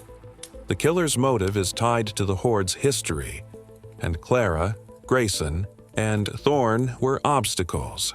We must uncover that history before another falls." Sir Reginald, trembling, spoke up. "The Harcourt family has guarded the hoard for centuries. My nephew, Edward, knew of it. He and Clara were to inherit its secret. His death. I never suspected foul play." Holmes's eyes narrowed. Yet Clara believed otherwise. Her locket was a reminder, a link to Edward's death. The killer feared her knowledge. As the group prepared to rest until dawn, Holmes drew Watson aside.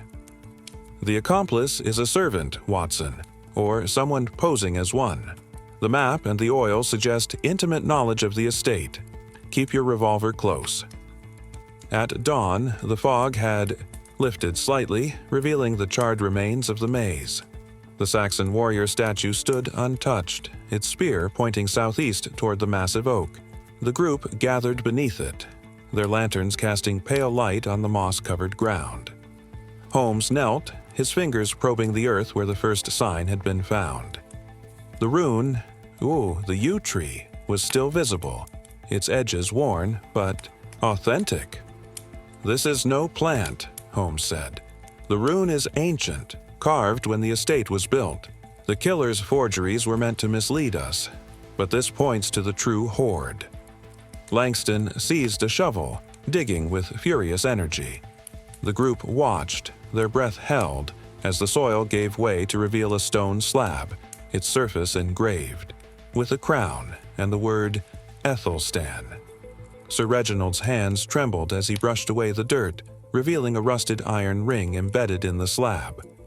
Holmes signaled Langston to pull, and the slab lifted, revealing a narrow chamber beneath the oak's roots. Inside was a wooden chest, its lid carved with runes. Sir Reginald opened it, his voice breaking as he revealed its contents.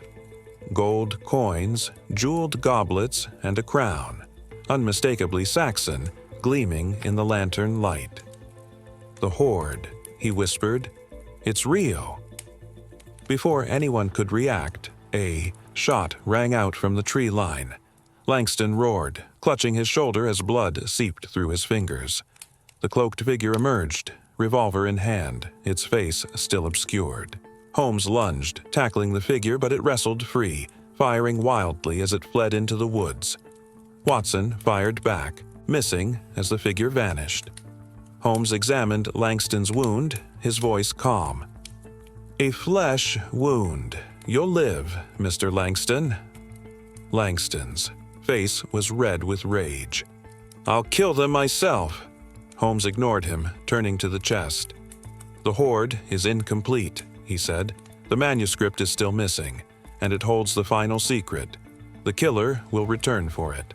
As Watson bandaged Langston's wound, he noticed Carver slipping away, his movements furtive. "Holmes," he whispered, "Carver's gone." Holmes's eyes narrowed. "Follow him, Watson. He's not the killer, but he knows something." Watson trailed Carver through the gardens, keeping to the shadows. The antiquarian moved swiftly, entering the Manor's servants' quarters. Watson crept closer, peering through a window to see Carver rifling through a desk, pulling out a small ledger. Before Watson could act, a shadow loomed behind Carver. A blade flashed and he slumped, blood pooling on the floor. Watson burst in, revolver raised, but the cloaked figure was gone, the ledger missing. Carver was alive, barely, his voice a rasp. "The manuscript, it's with the Guardian. Hurst." Holmes arrived, his expression grim as he examined Carver. "He'll survive, but the killer is closing in. Dr. Hurst, your family's secret. What, is it?" Dr. Hurst's face was ashen. "The manuscript details a ritual, a blood sacrifice to seal the hoard. My family was tasked with protecting it, but I swore never to follow that path." Holmes's voice was cold. "Yet, someone has. The killer believes the ritual must be completed. We return to the oak at dusk. The final act is upon us." As the group retreated, Watson's mind raced. The hoard, the runes, the deaths, all pointed to a ritual rooted in the estate's history. Holmes's arrival had forced the killer's hand, but the unseen accomplice, the shadow in the fog, was still at large. The gardens would be the stage for the final confrontation, and Watson feared the cost of unmasking the truth. Chapter 8. Threads of Motive, Interrogations and Secrets Unveiled. The fog that clung to Eldridge Estate had thinned to a spectral mist, revealing the charred skeleton of the hedge maze and the ancient oak at its heart. The discovery of King Æthelstan's hoard beneath the oak, a chest of gold coins, jeweled goblets, and a Saxon crown, had been a fleeting triumph, overshadowed by the gunshot that wounded Mr. Victor Langston and the brutal attack on Mr. Julian Carver. The killer, aided by their cloaked accomplice, was tightening their grip on the hunt, and the missing manuscript remained the key to their motive. Dr. John Watson, revolver in hand, felt the weight of each death: Miss Clara Pembroke, Grayson; the butler, Professor Lionel Thorne; and now the near-fatal attacks on Langston and Carver. The note slipped under his door: "Beware the fourth sign." It heralds death, was no longer a warning but a grim reality, with the final verse: "The hoard is yours, but one must fall." The guardian's blood completes the call, pointing to a ritual sacrifice that threatened to claim another life. Sherlock. Holmes stood in the great hall, his lean figure illuminated by the flickering hearth. His gray eyes, sharp and unyielding, moved over the remaining guests: Sir Reginald Harcourt, Lady Evelyn Marwood, Mr. Victor Langston, and Dr. Amelia Hurst, as they gathered, their faces etched with fear and suspicion. Carver, bandaged and pale, had been carried to his room, his whispered words: "The manuscript, it's with the guardian." Hurst, echoing in Watson's mind. Holmes's unassuming presence, a mask for his relentless intellect, had forced the killer to act rashly, and now he was ready to unravel the threads of motive that bound the group. Holmes held up the torn map Watson had found in the servants' quarters, its edges marked with runes and the word "Guardian." "This map," he said, his voice precise and commanding, "confirms the oak as the hoard's true location, but the manuscript's absence suggests a deeper purpose. Dr. Hurst, your family's role as guardians is central. Explain the ritual." Doctor. Hurst, her arm bandaged from the earlier attack, adjusted her pince-nez, her face pale but resolute. "The Harcourt family, my ancestors, swore to protect the hoard," she said. "The manuscript details a Saxon ritual, a blood offering to seal its power. I rejected it as superstition, but someone believes it must be fulfilled." Lady Evelyn's voice was sharp, her emerald eyes blazing. "And why should we trust you, Doctor? Your brand marks you as complicit. Are you the killer, hiding behind your scholar's mask?" Langston, his shoulder bandaged, growled. "She's got a point. You've been too calm, Hurst. What's your game?" Sir Reginald, clutching the chest of coins, trembled. "Amelia is family. She would never. But the ritual, my nephew Edward knew of it. Clara's death, Grayson's, Thorne's, are they part of this?" Holmes raised a hand, silencing the accusations. "Dr. Hurst is not the killer, though her knowledge makes her a target. The murderer is among us, their motive tied to the ritual and the hoard's history. We must interrogate each of you to uncover the truth." He began with Sir Reginald, his voice calm but piercing. "You invited me here, anticipating trouble. What did you fear?" Sir Reginald's hands shook, his eyes darting to the chest. "I suspected sabotage. The manuscript's discovery drew attention. Scholars, collectors, rivals. I feared someone would steal it, but not. Murder?" Holmes's eyes narrowed. "And Edward's death? Clara believed it was no accident. Did you?" Sir Reginald paled, his voice barely audible. "Edward was reckless, obsessed with the hoard. He fell from his horse. I never questioned it." Holmes turned to Lady Evelyn, her poised elegance now strained. Your late husband's fortune came from colonial ventures, yet you pursue this hoard with fervor. Why? Lady Evelyn's lips curled slightly. Knowledge, Mr. Holmes. The hoard's artifacts are priceless, a legacy beyond mere wealth. I have no need for gold, but power. That is another matter. Watson noted her deflection, her eyes avoiding Holmes's gaze. Holmes pressed on, turning to Langston. Your wealth is from steel, yet you risk death for relics. What drives you? Langston's scowl deepened, his voice gruff. I collect what others can't. The hoard's mine by right, my money, my strength. I'll crush anyone who stands in my way. Dr. Hurst, unprompted, spoke next. I seek the truth, Mr. Holmes. The hoard's history is my life's work. The ritual is barbaric, but I would never kill for it. Holmes nodded, his gaze lingering on her branded arm. And yet, someone believes the ritual is necessary. The manuscript's theft suggests they intend to complete it. He turned to the door where Carver had been helped back to the hall, his face pale but defiant. Mr. Carver, you were attacked after finding a ledger. What did it contain? Carver's voice was weak, his grin gone. Records of the estate's finances. Payments to someone outside the household. I thought it was the accomplice. Then the knife came. Holmes's eyes gleamed. Payments? To whom? Carver shook his head. Didn't see a name. Just initials. R.H. The group gasped, their eyes turning to Sir Reginald. He staggered, clutching the chest. Impossible. I've paid no one. It's a lie. Holmes's voice was cold. The ledger may be another misdirection, but it confirms an outside player. We return to the gardens at dusk. The oak holds the final clue. As the group prepared, Watson drew Holmes aside. The initials, R.H. Could Sir Reginald be involved?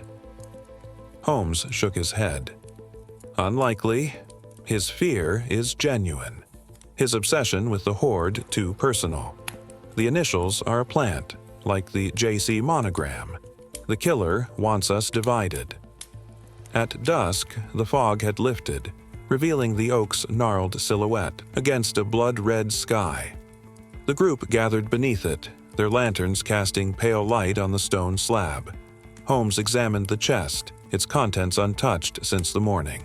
The crown, gleaming with Saxon craftsmanship, seemed to pulse with history. The ritual, Holmes said, requires a guardian's blood. Dr. Hurst's brand marks her as one, but Clara's locket suggests another. Edward Harcourt, whose death was no accident. Dr. Hurst's voice trembled. Edward was my cousin. He was to inherit the guardianship. His death broke Clara, but I never suspected murder. Holmes's eyes narrowed. Yet the killer did. Clara's knowledge, Grayson's loyalty, Thorne's deciphering. They were threats to the ritual's completion. The manuscript holds the final step. As they searched the chamber beneath the oak, Watson noticed a faint carving on the wall. A rune, Inguz, symbolizing completion. Holmes traced it, his fingers finding a hidden catch. A panel slid open, revealing a small alcove. Inside was a leather-bound book. Not the manuscript, but a journal, its pages filled with Edward Harcourt's handwriting. Holmes flipped through it, his voice low. Edward documented the ritual. He believed the hoard's power required a sacrifice. Harcourt's blood. He refused to comply, and it cost him his life. Sir Reginald sank to his knees, tears streaming. Edward. He never told me. I thought it was an accident. Lady Evelyn's voice was sharp. Then who killed him? And Clara and the others? Holmes's gaze swept the group. Someone who believes the ritual must be fulfilled. Someone with access to the estate, the manuscript, and an accomplice. A rustling came from the tree line. Holmes spun, his lantern illuminating the cloaked figure, revolver raised. Before anyone could react, a shot rang out, not from the figure, but from behind. Lady Evelyn screamed, clutching her side as blood seeped through her gown. The cloaked figure fled, and Holmes pursued, Watson at his heels. They chased the figure through the woods, the fog swallowing their footsteps. The figure was swift, but Holmes was relentless, his long strides closing the gap. At a clearing, the figure stumbled, and Holmes tackled them, pinning them to the ground. Watson tore away the cloak, revealing a face. Thomas, the gatekeeper, his grizzled features twisted in fear. "Talk," Holmes said, his voice cold. "Who is your master?" Thomas's voice was a rasp. "I was paid. To watch, to act. The initials, R.H., not Harcourt, Robert Havers." Holmes's eyes widened. "Havers, the estate's former steward, dismissed years ago. Where is he?" Thomas shook his head. "Gone. He has the manuscript. He'll finish the ritual." Holmes bound Thomas's hands, leaving him for the authorities. Returning to the oak, they found Lady Evelyn alive, her wound shallow. Langston stood over her, his face pale, while Dr. Hurst bandaged her with practiced calm. Sir Reginald clutched Edward's journal, his grief palpable. Holmes addressed the group. "Robert Havers, the true R.H., seeks to complete the ritual. He killed Edward, believing his blood would unlock the hoard's power. Clara, Grayson, and Thorne were obstacles. The manuscript is his guide, and he will strike again." Watson's heart raced. "The gardens, Holmes. The ritual circle. Where will he strike?" Holmes's voice was grim. "The statue. The warriors. Gaze is the ritual's heart. We confront him there, tonight." As the group prepared, Watson felt the weight of the hunt's end. Holmes's arrival had exposed the killer's hand, but Havers, the unseen player, was still at large.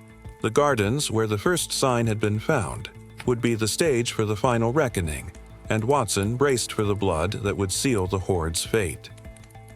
Chapter 9. Psychological Parallels. Village Wisdom in Grand Halls. The fog that had cloaked Eldridge Estate for days had finally begun to dissipate, leaving the manor's Gothic spires stark against a twilight sky streaked with crimson. The air was heavy with the scent of charred hedges and damp earth, a reminder of the fire that had nearly consumed the maze. Dr. John Watson stood in the great hall, his revolver a comforting weight in his hand, as the reality of the hunt for King Æthelstan's hoard pressed down upon him. The unmasking of Thomas, the gatekeeper, as the cloaked accomplice had been a breakthrough, but his revelation, Robert Havers, the former steward, as the mastermind, had raised the stakes to a deadly crescendo. The manuscript, stolen at the hunt's outset, remained in Havers' possession, and the final verse, "The hoard is yours, but one must fall." The guardian's blood completes the call, promised a sacrifice that Watson feared was imminent. The note under his door, "Beware the fourth sign." It heralds death, was no longer a warning but a prophecy fulfilled by the deaths of Miss Clara Pembroke, Grayson the butler, and Professor Lionel Thorne, and the attacks on Mr. Victor Langston, Mr. Julian Carver, and Lady Evelyn Marwood. Sherlock Holmes stood by the hearth, his lean figure a study in calm resolve. His gray eyes, sharp and unrelenting, moved over the remaining guests, Sir Reginald Harcourt, Lady Evelyn, Langston, Dr. Amelia Hurst, and Carver, who had rejoined them, pale but defiant. Holmes's unassuming presence, a mask for his piercing intellect, had forced the killer's hand, and now, as the hunt neared its climax, he drew upon a method that Watson recognized from their village cases, an intuitive understanding of human nature, distilled from the simple wisdom of rural life.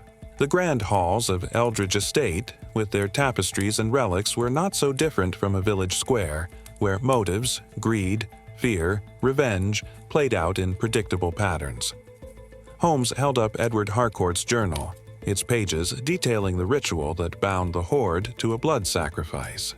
"Havers believes the hoard's power requires a guardian's blood," he said, his voice precise and commanding. "Edward's death was no accident. He was the first sacrifice, killed to begin the ritual.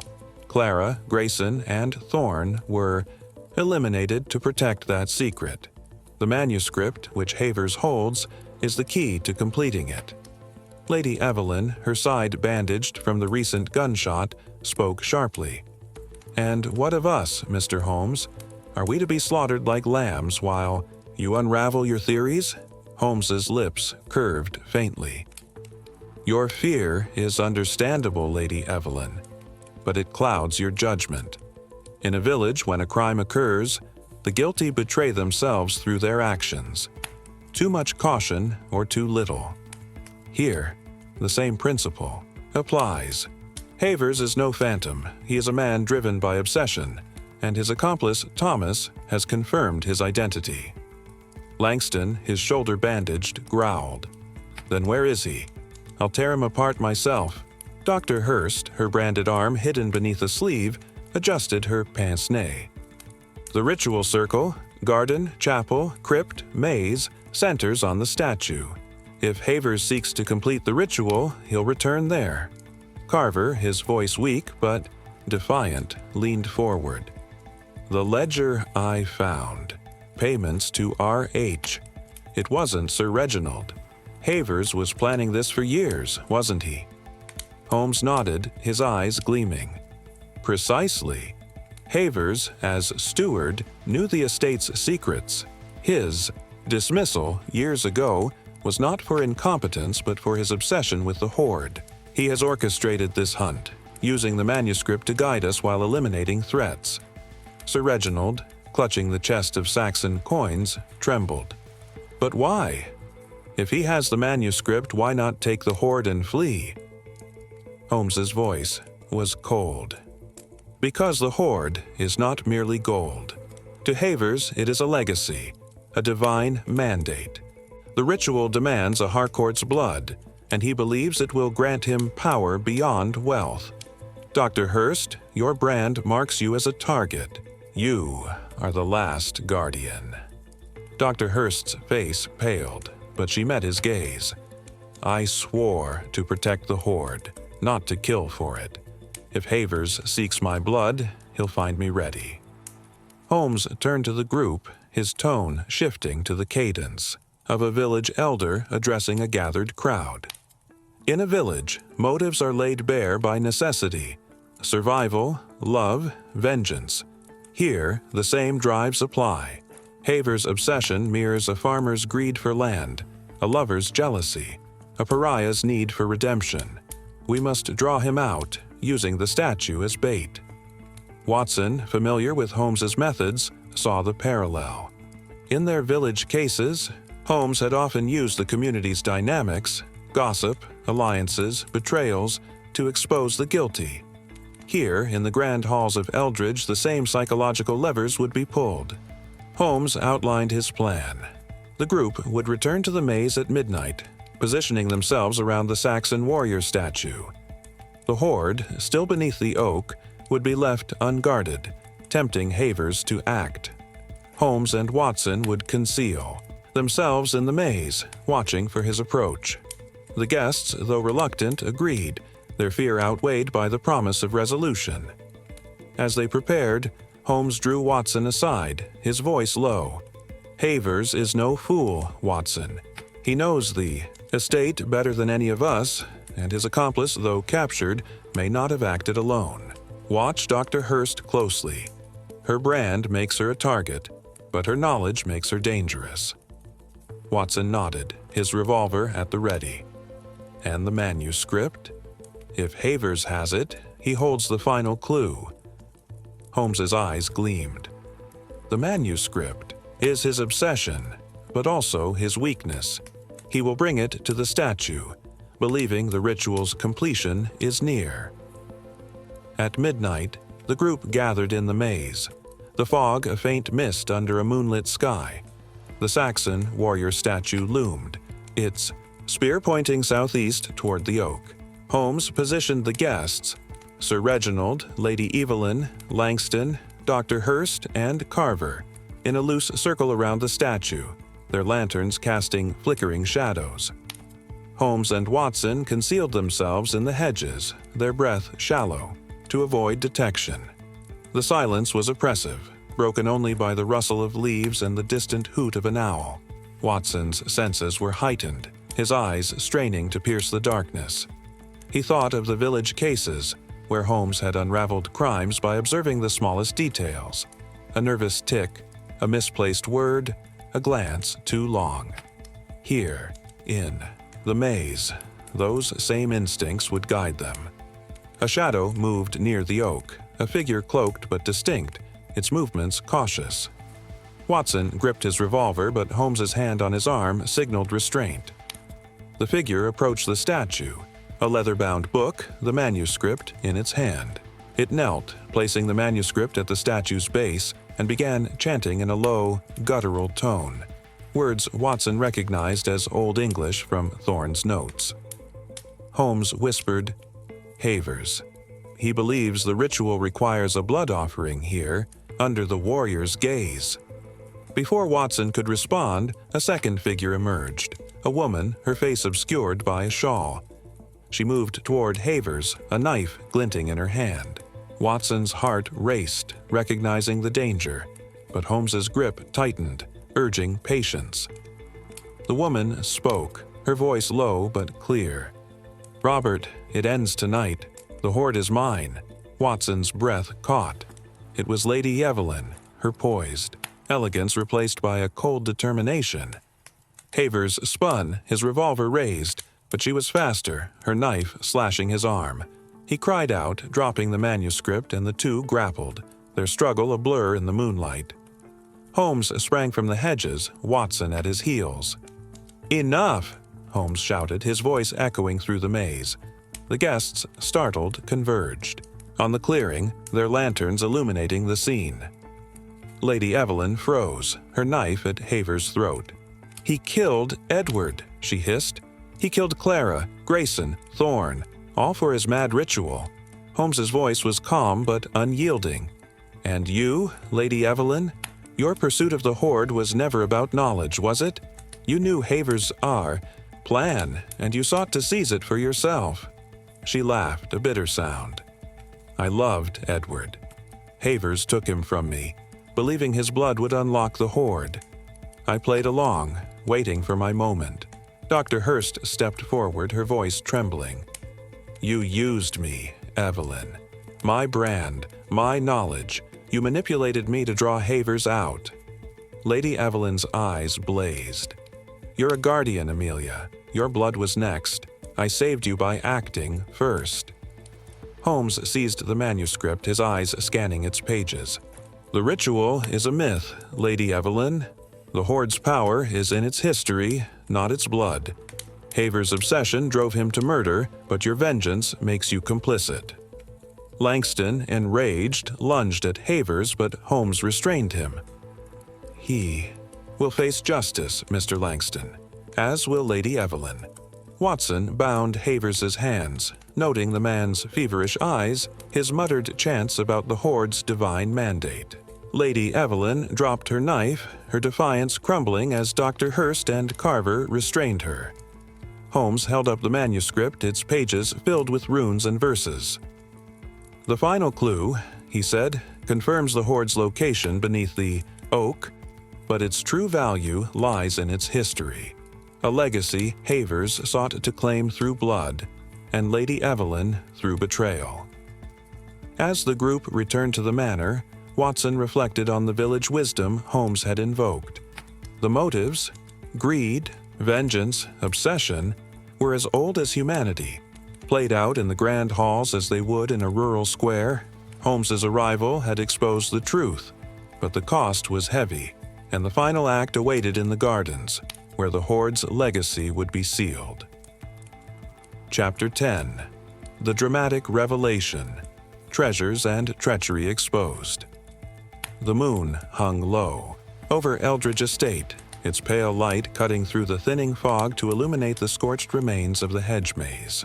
The air was sharp with the scent of burnt foliage and damp earth, a fitting backdrop for the final act of a hunt that had claimed 3 lives: Miss Clara Pembroke, Grayson the butler, and Professor Lionel Thorne, and left Mr. Victor Langston, Mr. Julian Carver, and Lady Evelyn Marwood wounded.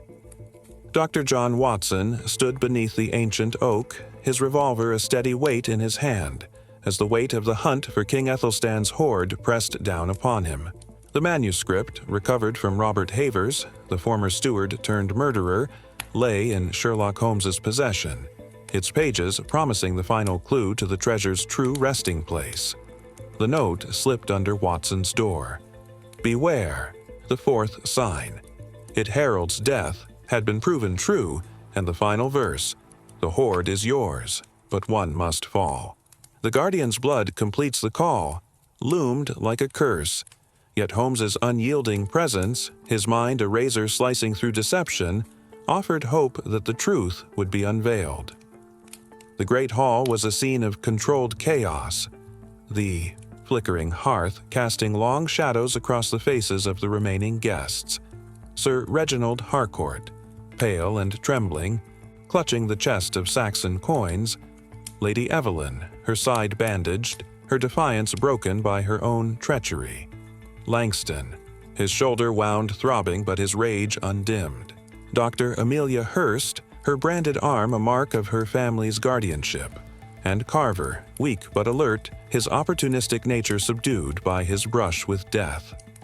Havers, bound and guarded by Watson, sat in a corner, his feverish eyes still muttering about the hoard's divine mandate. Holmes stood at the center, the manuscript in his hands, his gray eyes gleaming with the certainty of revelation. "The hunt ends tonight," Holmes said, his voice precise and commanding, cutting through the tension like a blade. The manuscript, recovered from Havers, confirms the hoard's location beneath the oak, but its true significance lies in its history, a legacy of sacrifice and betrayal that has driven this deadly game. Lady Evelyn's voice was bitter, her eyes fixed on Havers. "He killed Edward, my love, to begin his mad ritual. I played his game to avenge him, but you, Holmes, have turned it against me." Holmes's lips curved faintly. "Your vengeance, Lady Evelyn, made you complicit. You manipulated the group, using Dr. Hurst's knowledge to draw Havers out, but your actions endangered us all. The hoard's allure blinded you, as it did Havers." Dr. Hurst adjusted her pince-nez, her voice steady despite her fear. "The ritual is a myth, Mr. Holmes. My family's guardianship was to protect the hoard's history, not to spill blood. Havers twisted it into madness."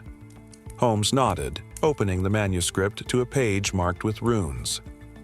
The ritual was a fabrication, a story woven by Saxon priests to deter thieves.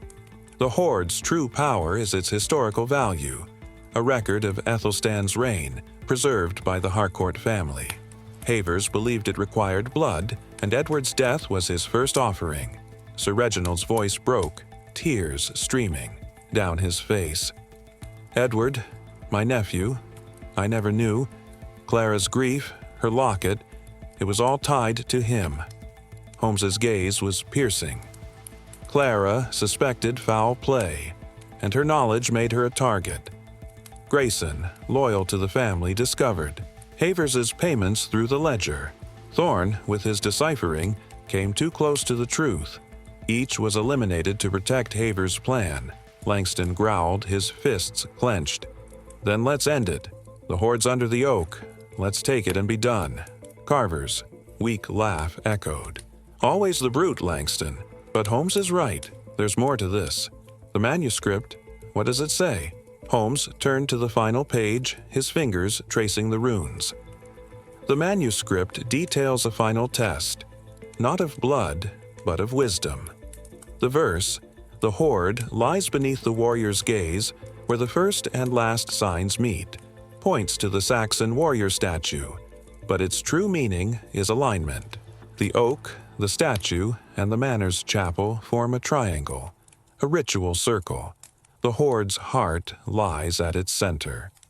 Watson's heart raced, recognizing the village wisdom Holmes often employed. In rural cases, he had solved crimes by mapping.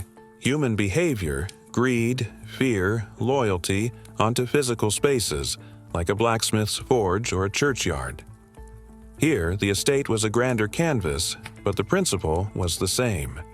Holmes led the group to the gardens, their lanterns casting pale light on the oak and the statue beyond. The maze's charred remains framed the scene, the warrior's spear pointing southeast, aligning with the oak and the distant chapel spire. Holmes paced the ground, his eyes calculating distances, his mind mapping the ritual circle. "The center," he said, stopping at a patch of earth between the oak and the statue. "Here, where the first sign, the weeping stone, and the last, the warrior's gaze, converge." Langston seized a shovel, digging with furious energy, the group watching in tense silence. The soil gave way to a stone slab, its surface engraved with a crown and the rune Ingus, symbolizing completion. Sir Reginald, trembling, lifted the slab with Holmes's help, revealing a deep chamber. Within was a second chest, larger than the first, its lid carved with a Saxon dragon. Inside lay a trove of artifacts: gold torques, jeweled swords, and a silver chalice inscribed with Æthelstan's name. At its center was a scroll, sealed with a wax emblem of the Harcourt crest. Holmes unrolled the scroll, his voice low as he read. "To those who seek the hoard, know this: its power is not in gold, but in truth. The guardian's heart is loyalty, not blood. Preserve this legacy and let no man's greed tear it asunder." Sir Reginald sank to his knees, sobbing. "It was never about sacrifice. My family. We misunderstood." Dr. Hurst's eyes glistened, her scholarly composure breaking. "The scroll is a chronicle, a record of Æthelstan's reign, meant to be preserved, not worshipped." Lady Evelyn's voice was bitter. "And I betrayed Edward's memory for nothing. Haver's madness infected us all." Holmes turned to Havers, still bound, his eyes burning with fanaticism. "You killed for a myth, Havers. Edward, Clara, Grayson, Thorne. Their blood is on your hands. And for what? A legacy you could never claim." Havers laughed, a chilling sound. "The hoard is divine. Its power is mine, sealed by their blood." Holmes's voice was cold. "Your delusion ends here. The authorities will take you, and the hoard will be preserved as the scroll commands." As Watson bound Havers tighter, a rustling came from the tree line. The group froze, their lanterns illuminating a figure, not cloaked but familiar. Mrs. Grayson, the butler's widow, her face twisted with grief and rage. She held a revolver, its barrel aimed at Havers. "You killed my husband," she hissed. "He found your payments, your plans. I found his notes, hidden in our quarters." Holmes stepped forward, his voice calm but firm. "Mrs. Grayson, lower the weapon. Justice will be served, but not like this." Her hands shook, tears streaming. He was loyal to the Harcourts. He died for it. Watson moved cautiously, his revolver raised but his voice gentle. "He wouldn't want you to become a killer. Let us take Havers." Mrs. Grayson's resolve wavered, and she dropped the revolver, collapsing into sobs. Dr. Hurst knelt beside her, offering comfort, while Langston and Carver secured Havers. Holmes examined the scroll, his eyes lingering on the wax seal. "The Harcourt crest," he said. "It matches the locket's portrait, Edward's legacy. Clara carried it to honor him, and it led us to the truth." As dawn broke, the authorities arrived, summoned by a telegram Holmes had sent earlier. Havers was taken into custody, his rants about divine power fading as he was led away. Lady Evelyn, her complicity exposed, would face charges for her role in manipulating the hunt. The hoard, under Dr. Hurst's guidance, would be catalogued and preserved, its artifacts destined for a museum to honor the Saxon legacy. Watson stood beside Holmes watching the sunrise over the estate. "You saw it all, didn't you?" he said. "From the moment we arrived, you knew the hunt was a trap." Holmes's lips curved faintly. Not all, Watson, but the patterns were clear. Greed, vengeance, obsession. In a village, a man kills for land or love. Here, the stakes were grander, but the motives the same. The hoard was the lure, but human nature was the key. As they prepared to leave Eldridge Estate, Watson reflected on the hunt's toll. The grand halls, with their tapestries and relics, had been a stage for treachery. But Holmes' village, wisdom, his ability to read the human heart, had exposed the truth. The hoard, a glittering prize, was preserved, but its cost was measured in blood, a legacy of treasures and treachery that would haunt the estate for generations.